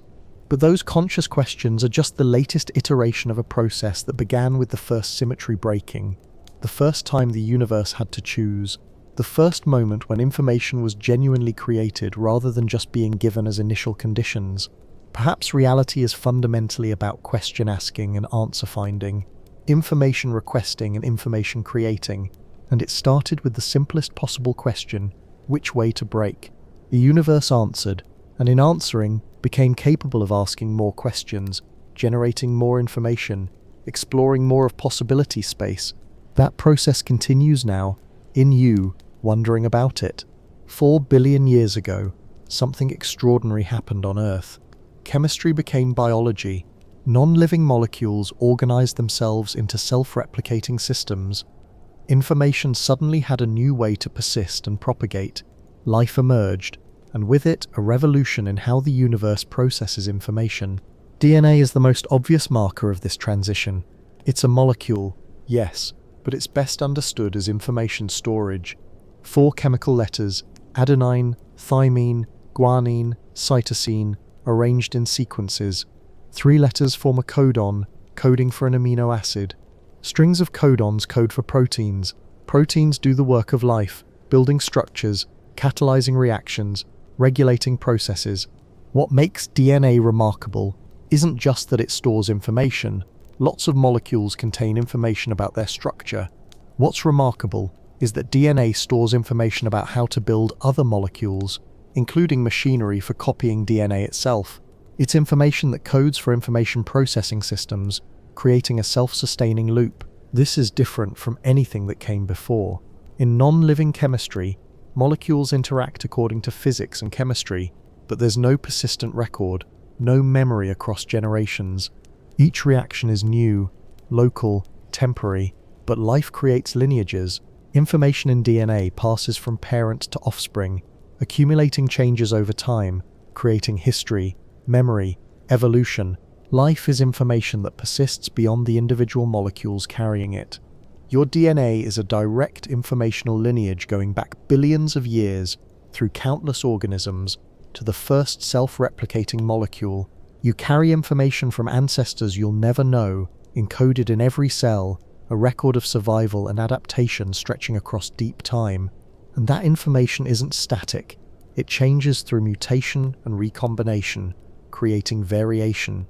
Then natural selection filters that variation, keeping changes that improve survival and reproduction, discarding those that don't. It's an algorithm, an information processing procedure that explores biological possibility space, finding stable, functional configurations. Evolution is how the universe learns. Each generation is an experiment, testing whether particular information patterns work in the current environment. Successful patterns persist and spread. Unsuccessful ones disappear. Over vast timescales, information accumulates about what works, how to capture energy, how to move, how to sense, how to reproduce, how to survive. This process created you. Your body is a solution to billions of years of evolutionary problems. Encoded information about how to be a self-sustaining, reproducing organism in Earth's environment. The structure of your cells, the enzymes that drive your metabolism, the immune system protecting you, the brain generating your consciousness, all of it is information refined over evolutionary time. But life does something else crucial. It fights entropy. The second law of thermodynamics says disorder increases. Yet living things create order, taking in energy and matter from the environment and organizing them into complex structures. Life is a temporary reversal of entropy, locally, at the cost of increasing entropy elsewhere. How? By processing information. Your body knows, in an informational sense, how to maintain itself. DNA contains instructions. Cells follow those instructions. Regulatory networks respond to changing conditions. This information processing allows life to create and maintain improbable, highly ordered states. In a sense, life is the universe's most sophisticated information technology. It stores information across time, processes information to maintain organization, and evolves information to adapt to changing conditions. Before life, the universe had physics. After life, it had memory, learning, adaptation, information dynamics of an entirely new kind. And that information processing eventually became sophisticated enough to become conscious, to know itself, to wonder about itself. From chemistry to biology to consciousness, it's been a continuous expansion of how the universe processes information about itself. You are information that knows its information, pattern that wonders about pattern, the universe's way of remembering and questioning and exploring its own nature. Natural selection is often presented as a biological principle, but it's deeper than that. It's an information processing algorithm that emerges whenever you have certain conditions: replication, variation, and selection. Given these conditions, evolution happens automatically, necessarily, exploring possibility space and finding stable configurations. Here's how the algorithm works. Organisms reproduce, creating copies of their genetic information. But copying isn't perfect. Mutations introduce variation, different versions of genes, slightly different information patterns. These variations affect traits, making some organisms better suited to their environment than others. Those organisms survive longer, reproduce more, and their information patterns spread through the population. The information that works gets amplified. The information that doesn't work disappears. It's an incredibly simple algorithm in concept, but its consequences are profound. Over enough generations, it can create extraordinary complexity from simple starting points. Single-celled organisms become multicellular. Simple nervous systems become complex brains. Reflexive responses become consciousness. Evolution is a search algorithm, exploring the space of possible living forms. Each organism is a hypothesis about what works. Each generation tests those hypotheses against reality. Successful hypotheses persist and spread. Unsuccessful ones are eliminated. The fitness landscape, the distribution of which genetic configurations work well, gets gradually explored and climbed. But it's not a simple hill-climbing algorithm. Evolution doesn't necessarily find the best solution, just better ones than what existed before. It can't see ahead. It can only select based on current fitness. This leads to local optima, evolutionary dead ends, designs that work well enough to persist but aren't optimal. Your body is full of these compromises.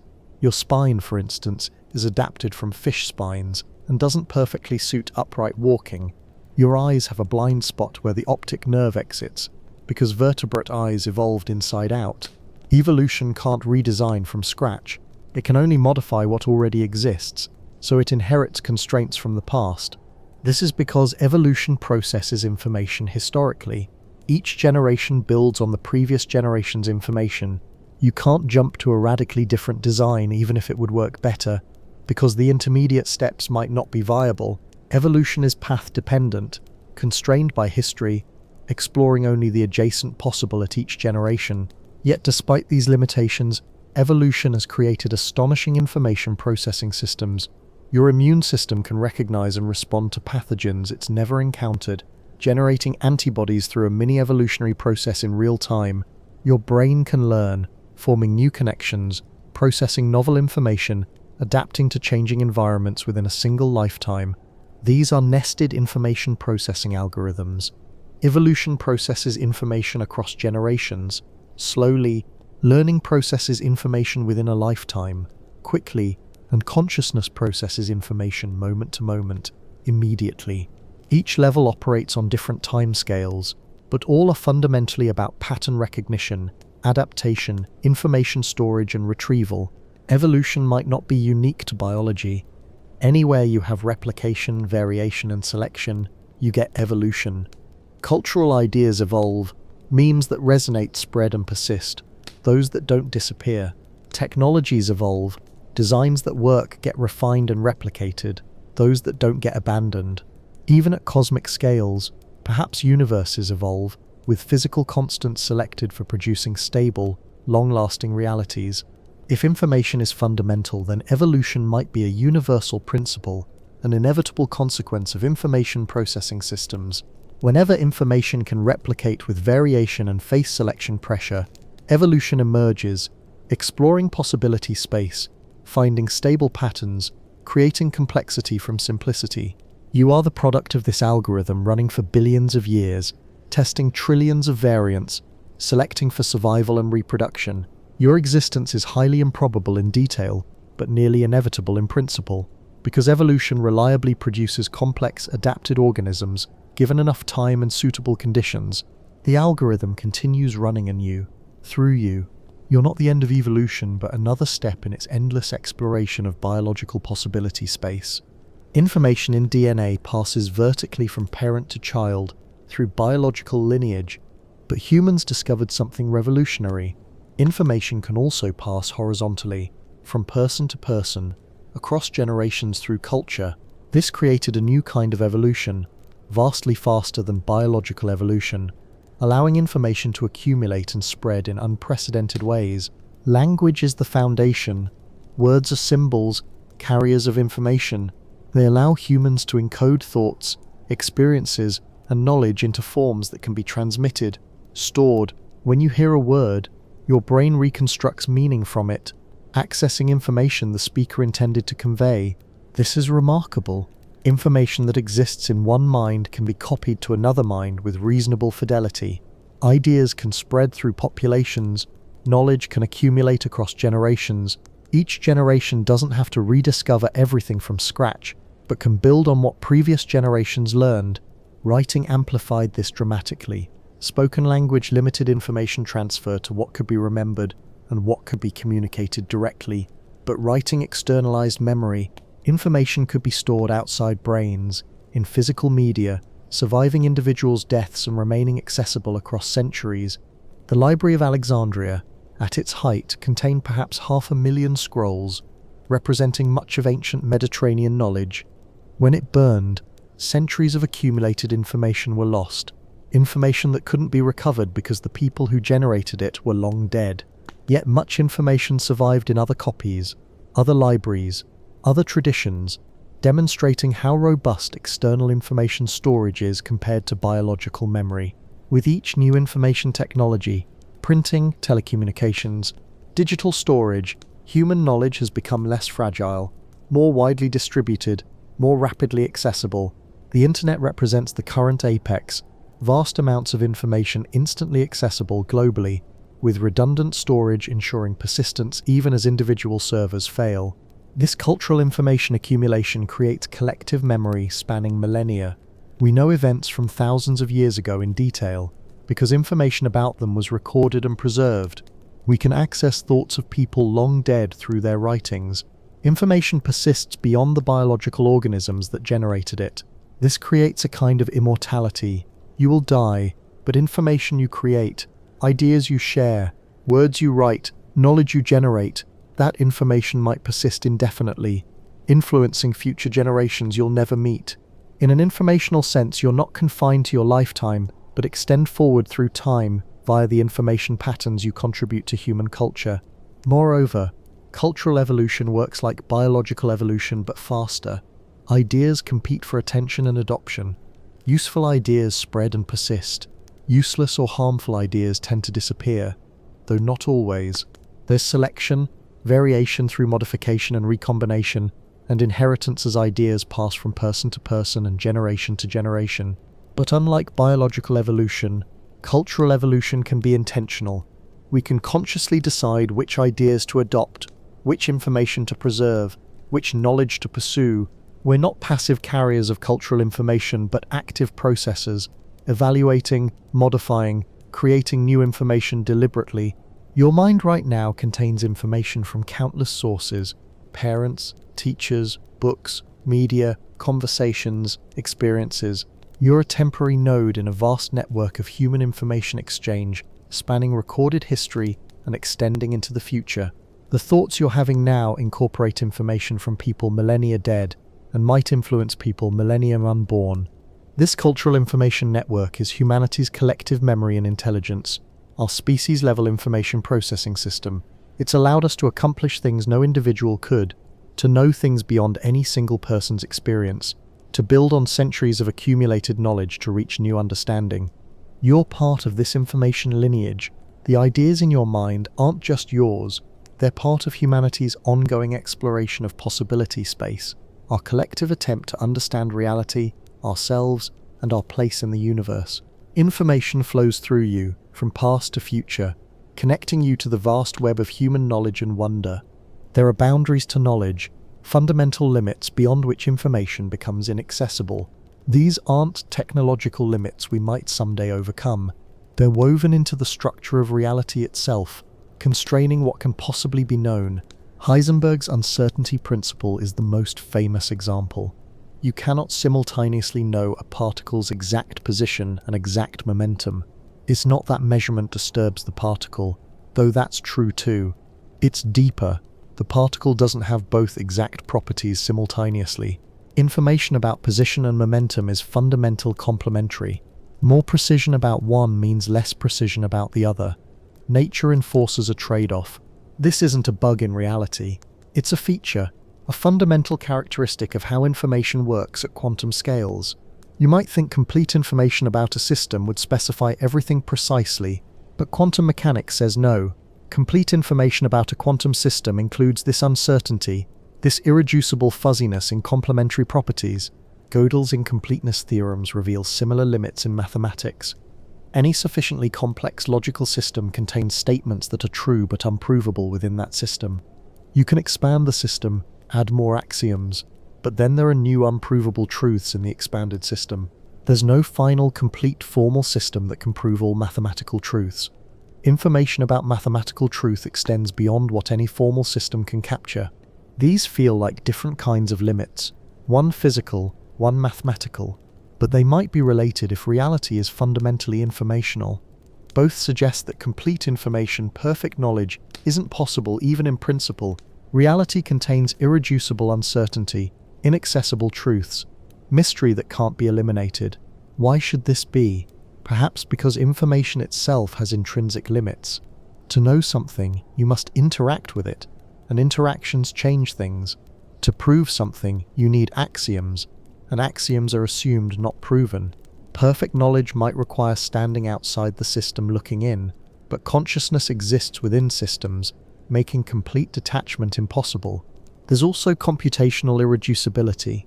We discussed this earlier with cellular automata, but it applies broadly. For many systems, the fastest way to determine their future state is to simulate them, let them evolve. There's no shortcut. The information about what will happen is only accessible by letting it happen. The future is unpredictable, not because we lack information, but because the information doesn't exist yet. It's created by the process unfolding. Black holes create another information boundary. Beyond the event horizon, information becomes causally disconnected from us. We can't see it, can't interact with it, can't retrieve it. For all practical purposes, that information is inaccessible, though perhaps not destroyed. We discussed earlier how it might be encoded on the horizon itself. The observable universe has a similar boundary. Light from beyond, about 46 billion light-years, hasn't had time to reach us since the Big Bang. Information about what exists beyond this cosmological horizon is inaccessible. It might reach us eventually as the universe ages, or it might be receding too fast due to cosmic expansion and remain forever beyond our reach.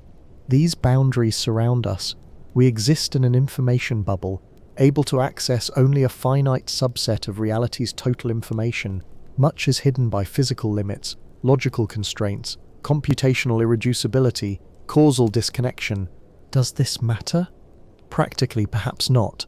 We have access to vast amounts of information within our bubble, more than we can fully process, but philosophically, it matters enormously. It means knowledge is fundamentally incomplete. Mystery isn't just temporary ignorance waiting to be resolved. It's permanent, structural, built into the fabric of reality. You can't know everything, even in principle. Some information will always remain beyond reach, and perhaps that's appropriate. Perfect knowledge might be incompatible with existence. Uncertainty creates space for possibility, for free will, for genuine novelty. If everything were perfectly determined and knowable, perhaps nothing new could emerge, including consciousness and wonder. The horizon of knowledge is where certainty fades into mystery, where information becomes inaccessible, where reality reminds us that some questions might have no answers, and that's okay. What makes information meaningful? This isn't just a philosophical question. It's central to understanding what information really is, because not all patterns are meaningful. Random noise contains information in a technical sense, but conveys no meaning. So what's the difference? Claude Shannon developed information theory to answer questions about communication, but his theory doesn't address meaning at all. Shannon entropy measures how much information a message contains by quantifying its unpredictability. A completely random sequence has maximum entropy, maximum information, because you can't predict what comes next, but it means nothing. Conversely, a simple repeating pattern has low entropy, low information, because it's highly predictable, but it might be more meaningful than random noise if the pattern corresponds to something, represents something, codes for something. So meaning isn't the same as information content. Meaning requires a relationship between information and interpretation. The pattern must be about something, refer to something, correspond to something beyond itself. Without an interpreter to make these connections, meaning doesn't exist. Your DNA contains meaningful information because cellular machinery interprets it, translating genetic sequences into proteins following a definite code. The same genetic sequence in a non-biological context would just be a chemical pattern with no meaning. Meaning emerges from the interpretation process, from information being used in a particular way. This suggests meaning might be inherently relational and contextual. A message means something to a receiver who can decode it. Without the receiver, or with a receiver lacking the right decoding mechanism, the message is just pattern, signal, without significance. Language works this way. These words you're reading are patterns, shapes on a page or screen, sounds in air if spoken. They mean things because you know English, because your brain has learned to map these patterns to concepts. To someone who doesn't know English, they're meaningless patterns, information without meaning. But here's something deeper. Meaning might require not just interpretation, but also purpose, use, consequence. Information becomes meaningful when it affects something, when it makes a difference. DNA is meaningful because organisms use it to build proteins that determine survival and reproduction. Words are meaningful because they influence thoughts and actions. Random noise doesn't affect anything reliably. It can't be used to make predictions, guide actions, or convey messages. It's information in the technical sense, but not meaningful information, because it doesn't constrain possibilities or enable successful interpretation. This creates a spectrum from noise to meaning: pure randomness, maximum information, zero meaning, simple repetition, minimum information, possibly low meaning, complex patterns that correspond to something that can be interpreted and used, high information, high meaning. Where you exist on this spectrum matters. Your consciousness is constantly processing information, extracting meaning from sensory patterns, language, memories. Your brain is a meaning-making machine, finding patterns, making interpretations, creating understanding. Without this meaning-making, information would be just noise. But meaning might be relative. What's meaningful to you might be meaningless to someone else, or to another species, or to a non-biological system. Meaning requires a particular kind of information processor capable of interpretation, and different processors might extract different meanings from the same pattern. Does the universe contain objective meaning, or is all meaning subjective, dependent on interpreters? This is the deep question. If information is fundamental and meaning requires interpretation, then perhaps meaning is emergent, arising when information processing systems become sophisticated enough to create and use interpretations. You're lying here processing information, extracting meaning from it, creating understanding. That meaning-making is itself information processing, your consciousness performing the remarkable feat of taking pattern and turning it into significance, information into meaning. The edge of meaning is where information meets interpretation, where pattern becomes significance, where the universe begins to mean something to itself through conscious beings capable of understanding. Time has a direction. You remember the past but not the future. Coffee cools but never spontaneously heats. Eggs break but don't unbreak. This arrow of time seems obvious, yet it's puzzling because the fundamental laws of physics don't distinguish past from future. Most equations work equally well running forward or backward in time. So why does time have a direction? The answer lies in entropy, in information, in the second law of thermodynamics. Entropy increases over time, and this increase defines the arrow. Forward is the direction of increasing entropy, increasing disorder, increasing lack of information about the system's precise state. But what is entropy really? It's a measure of missing information. High entropy means many microscopic states could produce the same macroscopic appearance, so you lack information about which specific state the system is in. Low entropy means few microscopic states correspond to the macroscopic state, so you have more information about the system's precise configuration. The universe started in a very low entropy state. The Big Bang was highly ordered, highly constrained, informationally simple. Since then, entropy has been increasing. The universe is exploring more of its available state space, spreading probability across more configurations, becoming informationally less constrained. This connects to information and time in a profound way. The past is fixed, determined, informationally settled. Everything that has happened is recorded somewhere in the universe's current state, even if we can't access all that information. The past is high information because it's definite, decided, actual. The future is open, undetermined, informationally unsettled. From the universe's current state, many possible futures exist. Which one will actually happen isn't yet determined. That information doesn't exist yet, because the future hasn't happened yet. The future is low information, because it's indefinite, probabilistic, potential rather than actual. Time's arrow points from high information the past to low information the future, from the definite to the undetermined. As time passes, the indefinite becomes definite. Information about what will happen becomes information about what has happened. Possibilities collapse into actualities. This is deeply connected to consciousness and experience. Your memory stores information about the past, not the future. You experience the present moment as the continuous process of future becoming past, possibility becoming actuality, probabilistic waves of potential collapsing into definite experienced events. Interestingly, this means time's direction is informational, not purely physical. It's about how information is structured, stored, and accessed. Physically, the laws are time symmetric. Informationally, they're not. Information flows from future to past, from possibility to actuality, from open to closed. Some physicists speculate that this might not be universal. Perhaps in regions of the universe with different entropy gradients, time could flow differently. Or perhaps at the universe's heat death, when entropy is maximized and uniform, time's arrow might disappear. No more distinction between past and future because no more entropy increase. But for now, in our era, time has a clear direction, and that direction is defined by how information flows. The past is the direction of increasing information, increasing constraint, increasing definiteness. The future is the direction of decreasing information, decreasing constraint, decreasing definiteness. You're experiencing this flow right now. Each moment that passes, the future becomes the present, becomes the past. Information about what will happen becomes information about what is happening, becomes information about what has happened. You're riding the information gradient from possibility to actuality.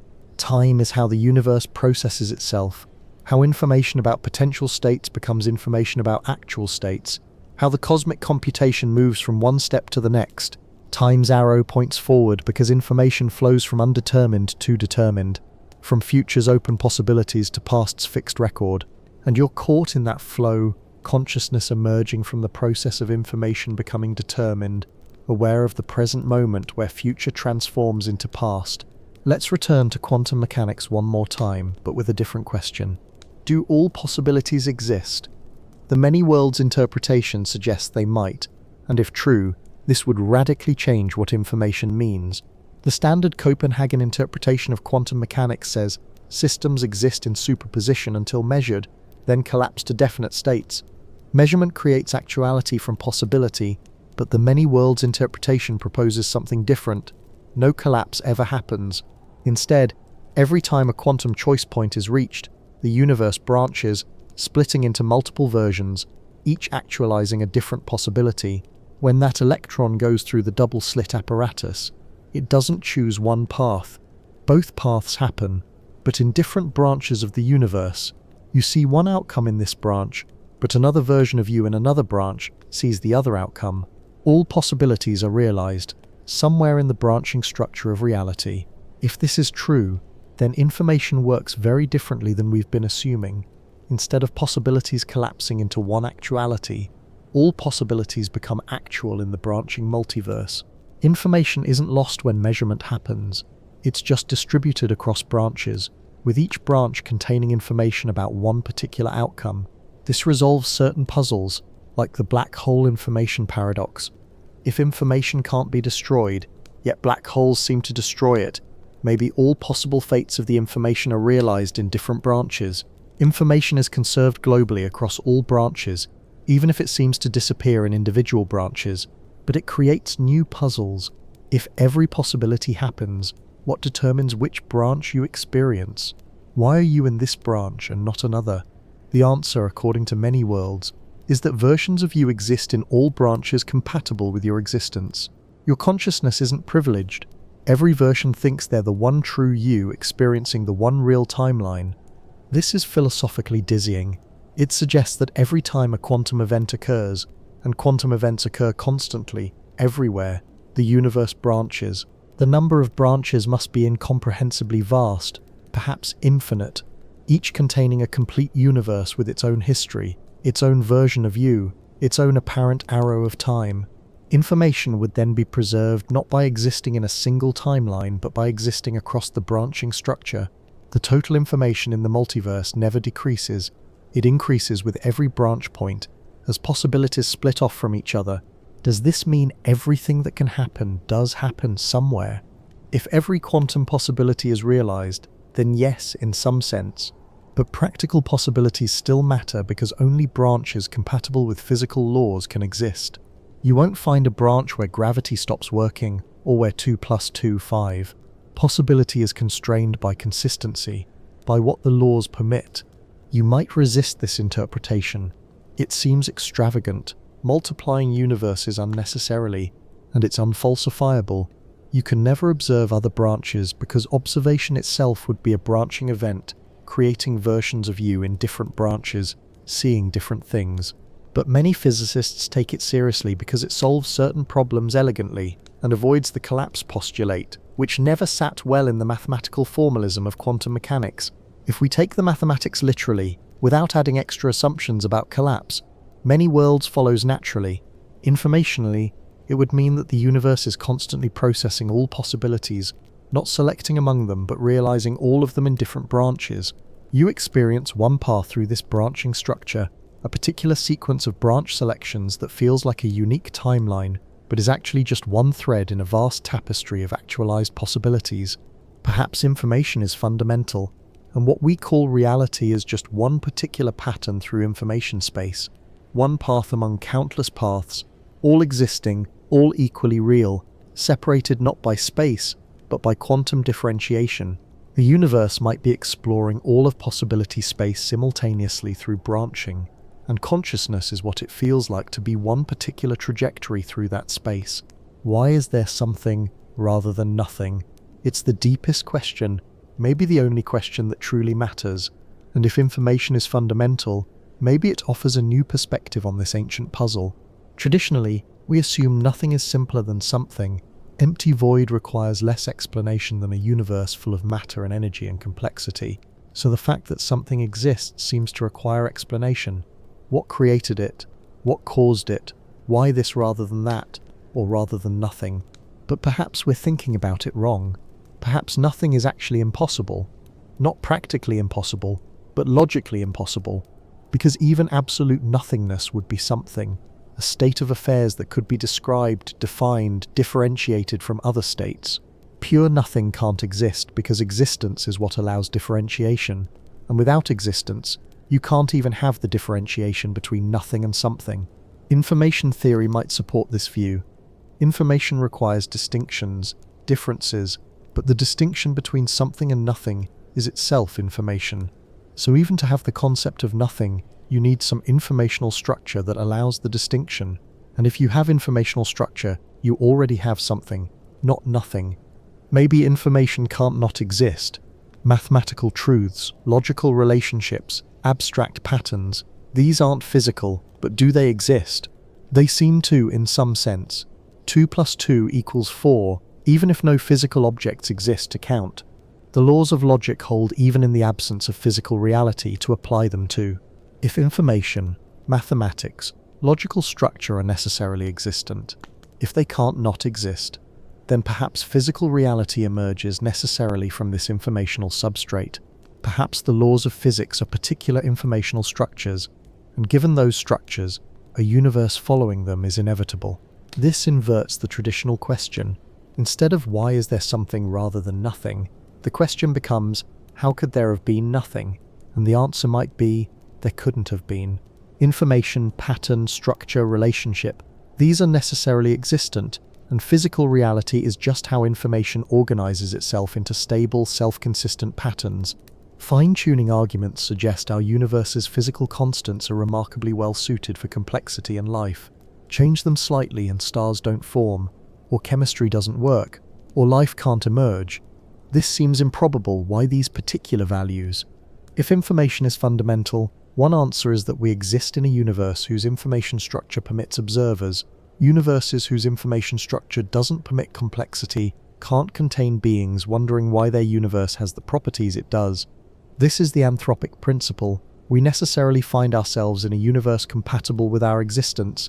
Combined with many worlds or multiverse ideas, this suggests all possible information structures that permit stable, self-consistent universes exist, and we're in one that permits observation because only such universes contain observers. But maybe it's simpler. Maybe there's only one self-consistent informational structure, and that structure necessarily produces something like our universe with its physical laws. The mystery isn't why our universe exists, but why this particular information structure is the necessarily existent one. Or perhaps the question is meaningless. If information is fundamental and existence just means being part of the informational structure of reality, then asking why information exists is like asking why logic is logical. It's not the kind of thing that can have an external explanation.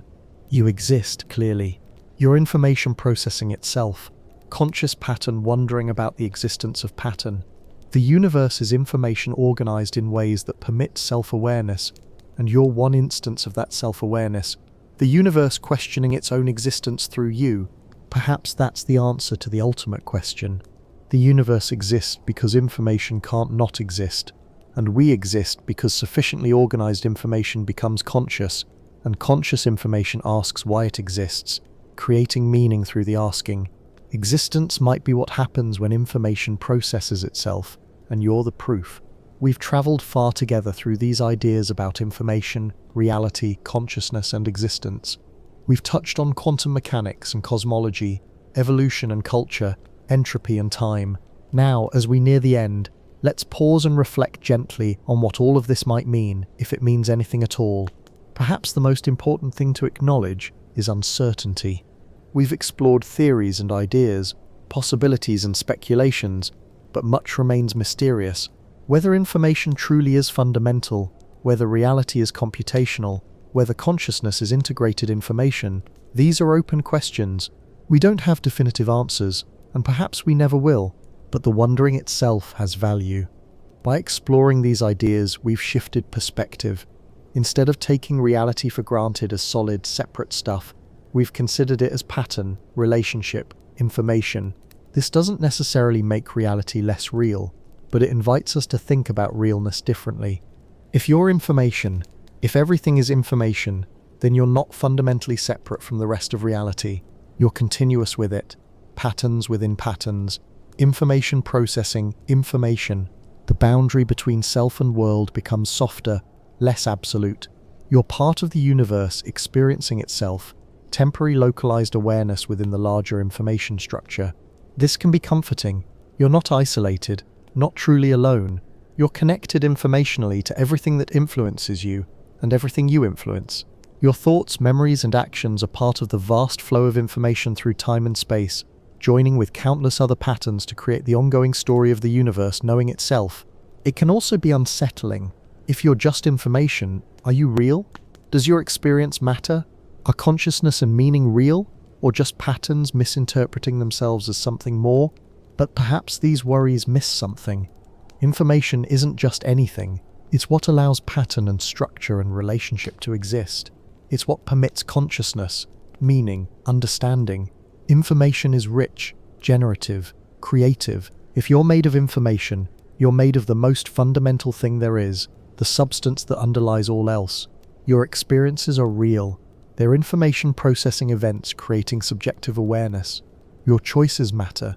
They alter information flows in ways that ripple outward. Your consciousness is genuine. It's information integrated with itself, creating something qualitatively different from non-integrated information processing. So what does it mean if information is fundamental? Maybe just this. Reality is more connected, more relational, more process-oriented than it appears. Things don't just exist independently, they inform each other, influence each other, define each other through relationship. And consciousness isn't separate from this process, but is the universe's way of processing information about itself with enough sophistication to wonder, question, and find meaning. We've explored many possibilities tonight, but we don't need to believe any particular one. The exploration itself is valuable. Wondering changes how we relate to existence. It softens certainty, opens possibility, invites curiosity and awe. Rest now in the wonder, let the questions drift.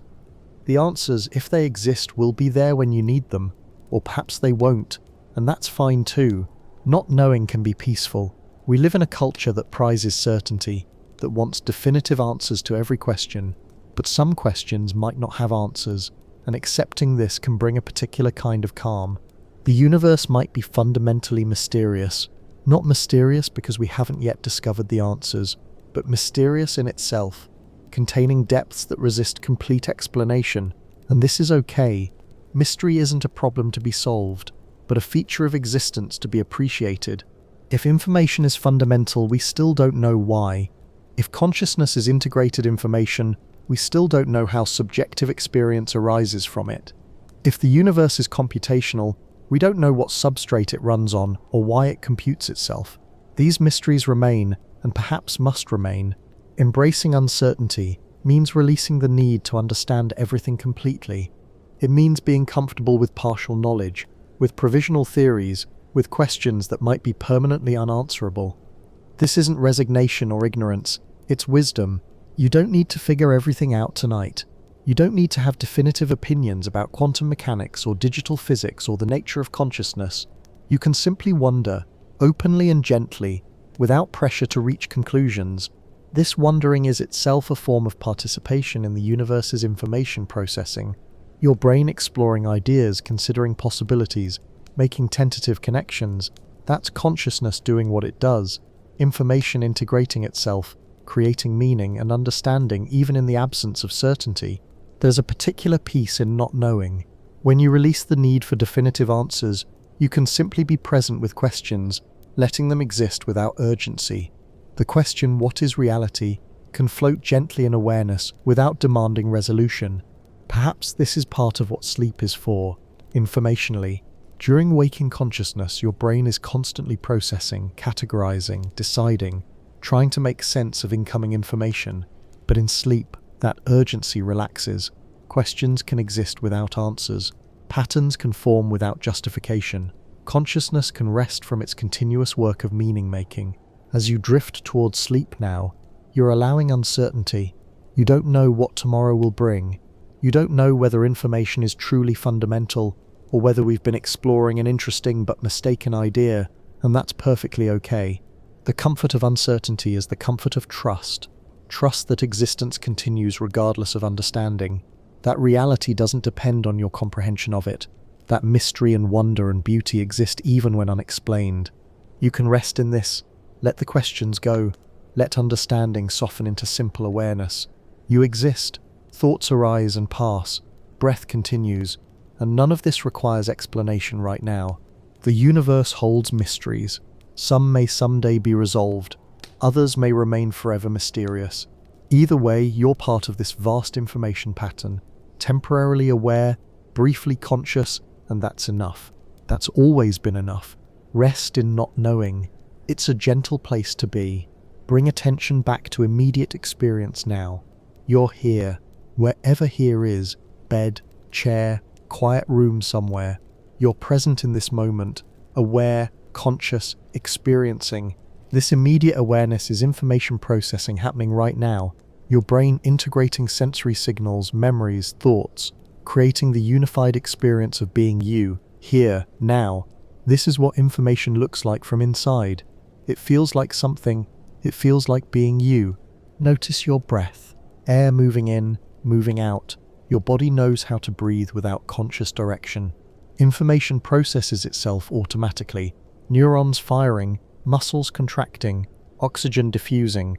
The pattern maintains itself, requiring no deliberate control. You are pattern maintaining pattern. Information organizing, information. Your thoughts arise like clouds forming in a sky. You don't control them directly. They emerge from the background of consciousness, ripple through awareness, dissolve back into the background. Each thought is information processing, neural patterns activating, association spreading, meaning emerging from pattern. Even the sense of being you is information pattern.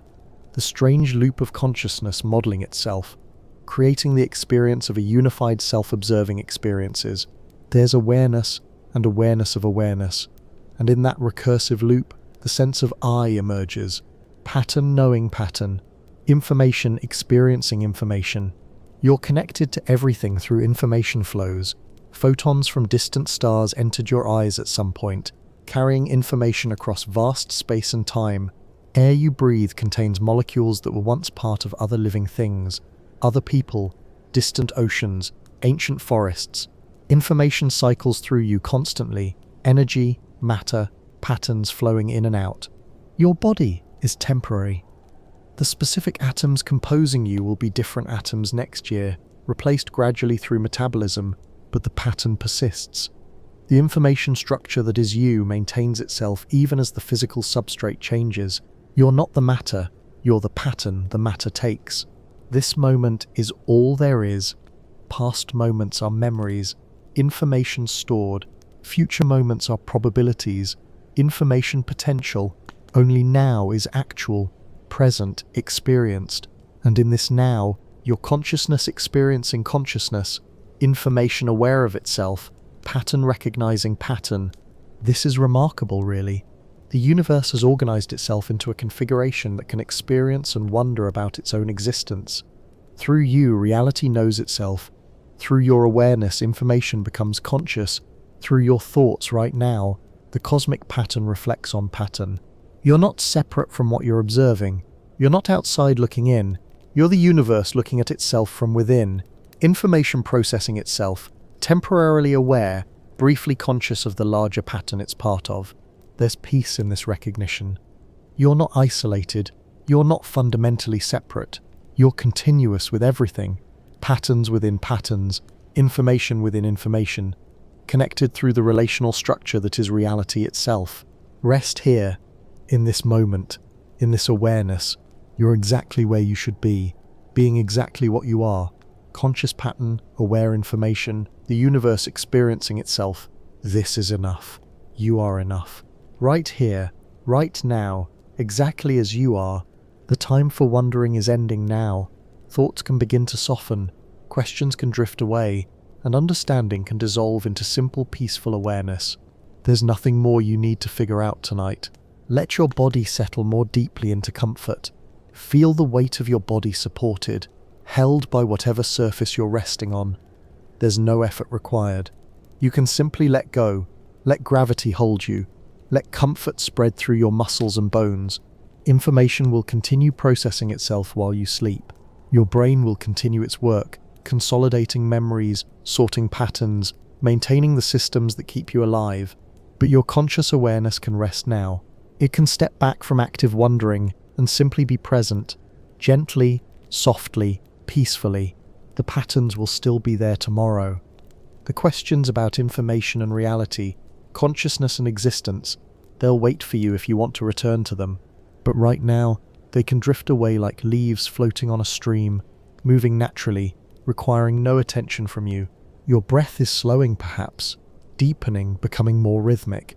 This is information processing too, but automatic, not requiring conscious awareness. You can trust your body to continue breathing, to continue existing, to continue maintaining the pattern that is you while consciousness fades into sleep. Thoughts may still arise, and that's okay. Let them come, let them pass without holding on to them. They're just information processing continuing, patterns emerging and dissolving, natural and unimportant. No thought requires action right now. No thought requires you to stay awake engaging with it. The universe will continue computing itself. Information will keep flowing. Patterns will keep forming. The cosmic process will continue, whether you're consciously aware of it or not. You can rest in this. You're supported by the larger pattern, held within the information structure of reality. Nothing requires your vigilance right now. As you drift closer to sleep, your awareness might become more diffuse, less focused, more dreamlike. This is natural, beautiful even. Consciousness shifting modes, information processing, transitioning from waking logic to sleeping dream logic, from focused awareness to floating presence. You're safe to let go, safe to release the day, release the wondering, release conscious control. Your consciousness will return when needed, but right now it can rest, can soften, can drift into the gentle darkness of sleep. Let information process itself without you watching. Let patterns form and dissolve without you tracking them. Let the universe continue being itself while you rest within it, awareness fading softly into sleep's embrace. Thank you for wandering with me tonight. May your sleep be peaceful, your dreams gentle, your rest complete. It's okay to not know. It's okay to wonder. It's okay to rest now in the pattern, the vast information structure that holds everything, including you. Drift now. Rest. Sleep.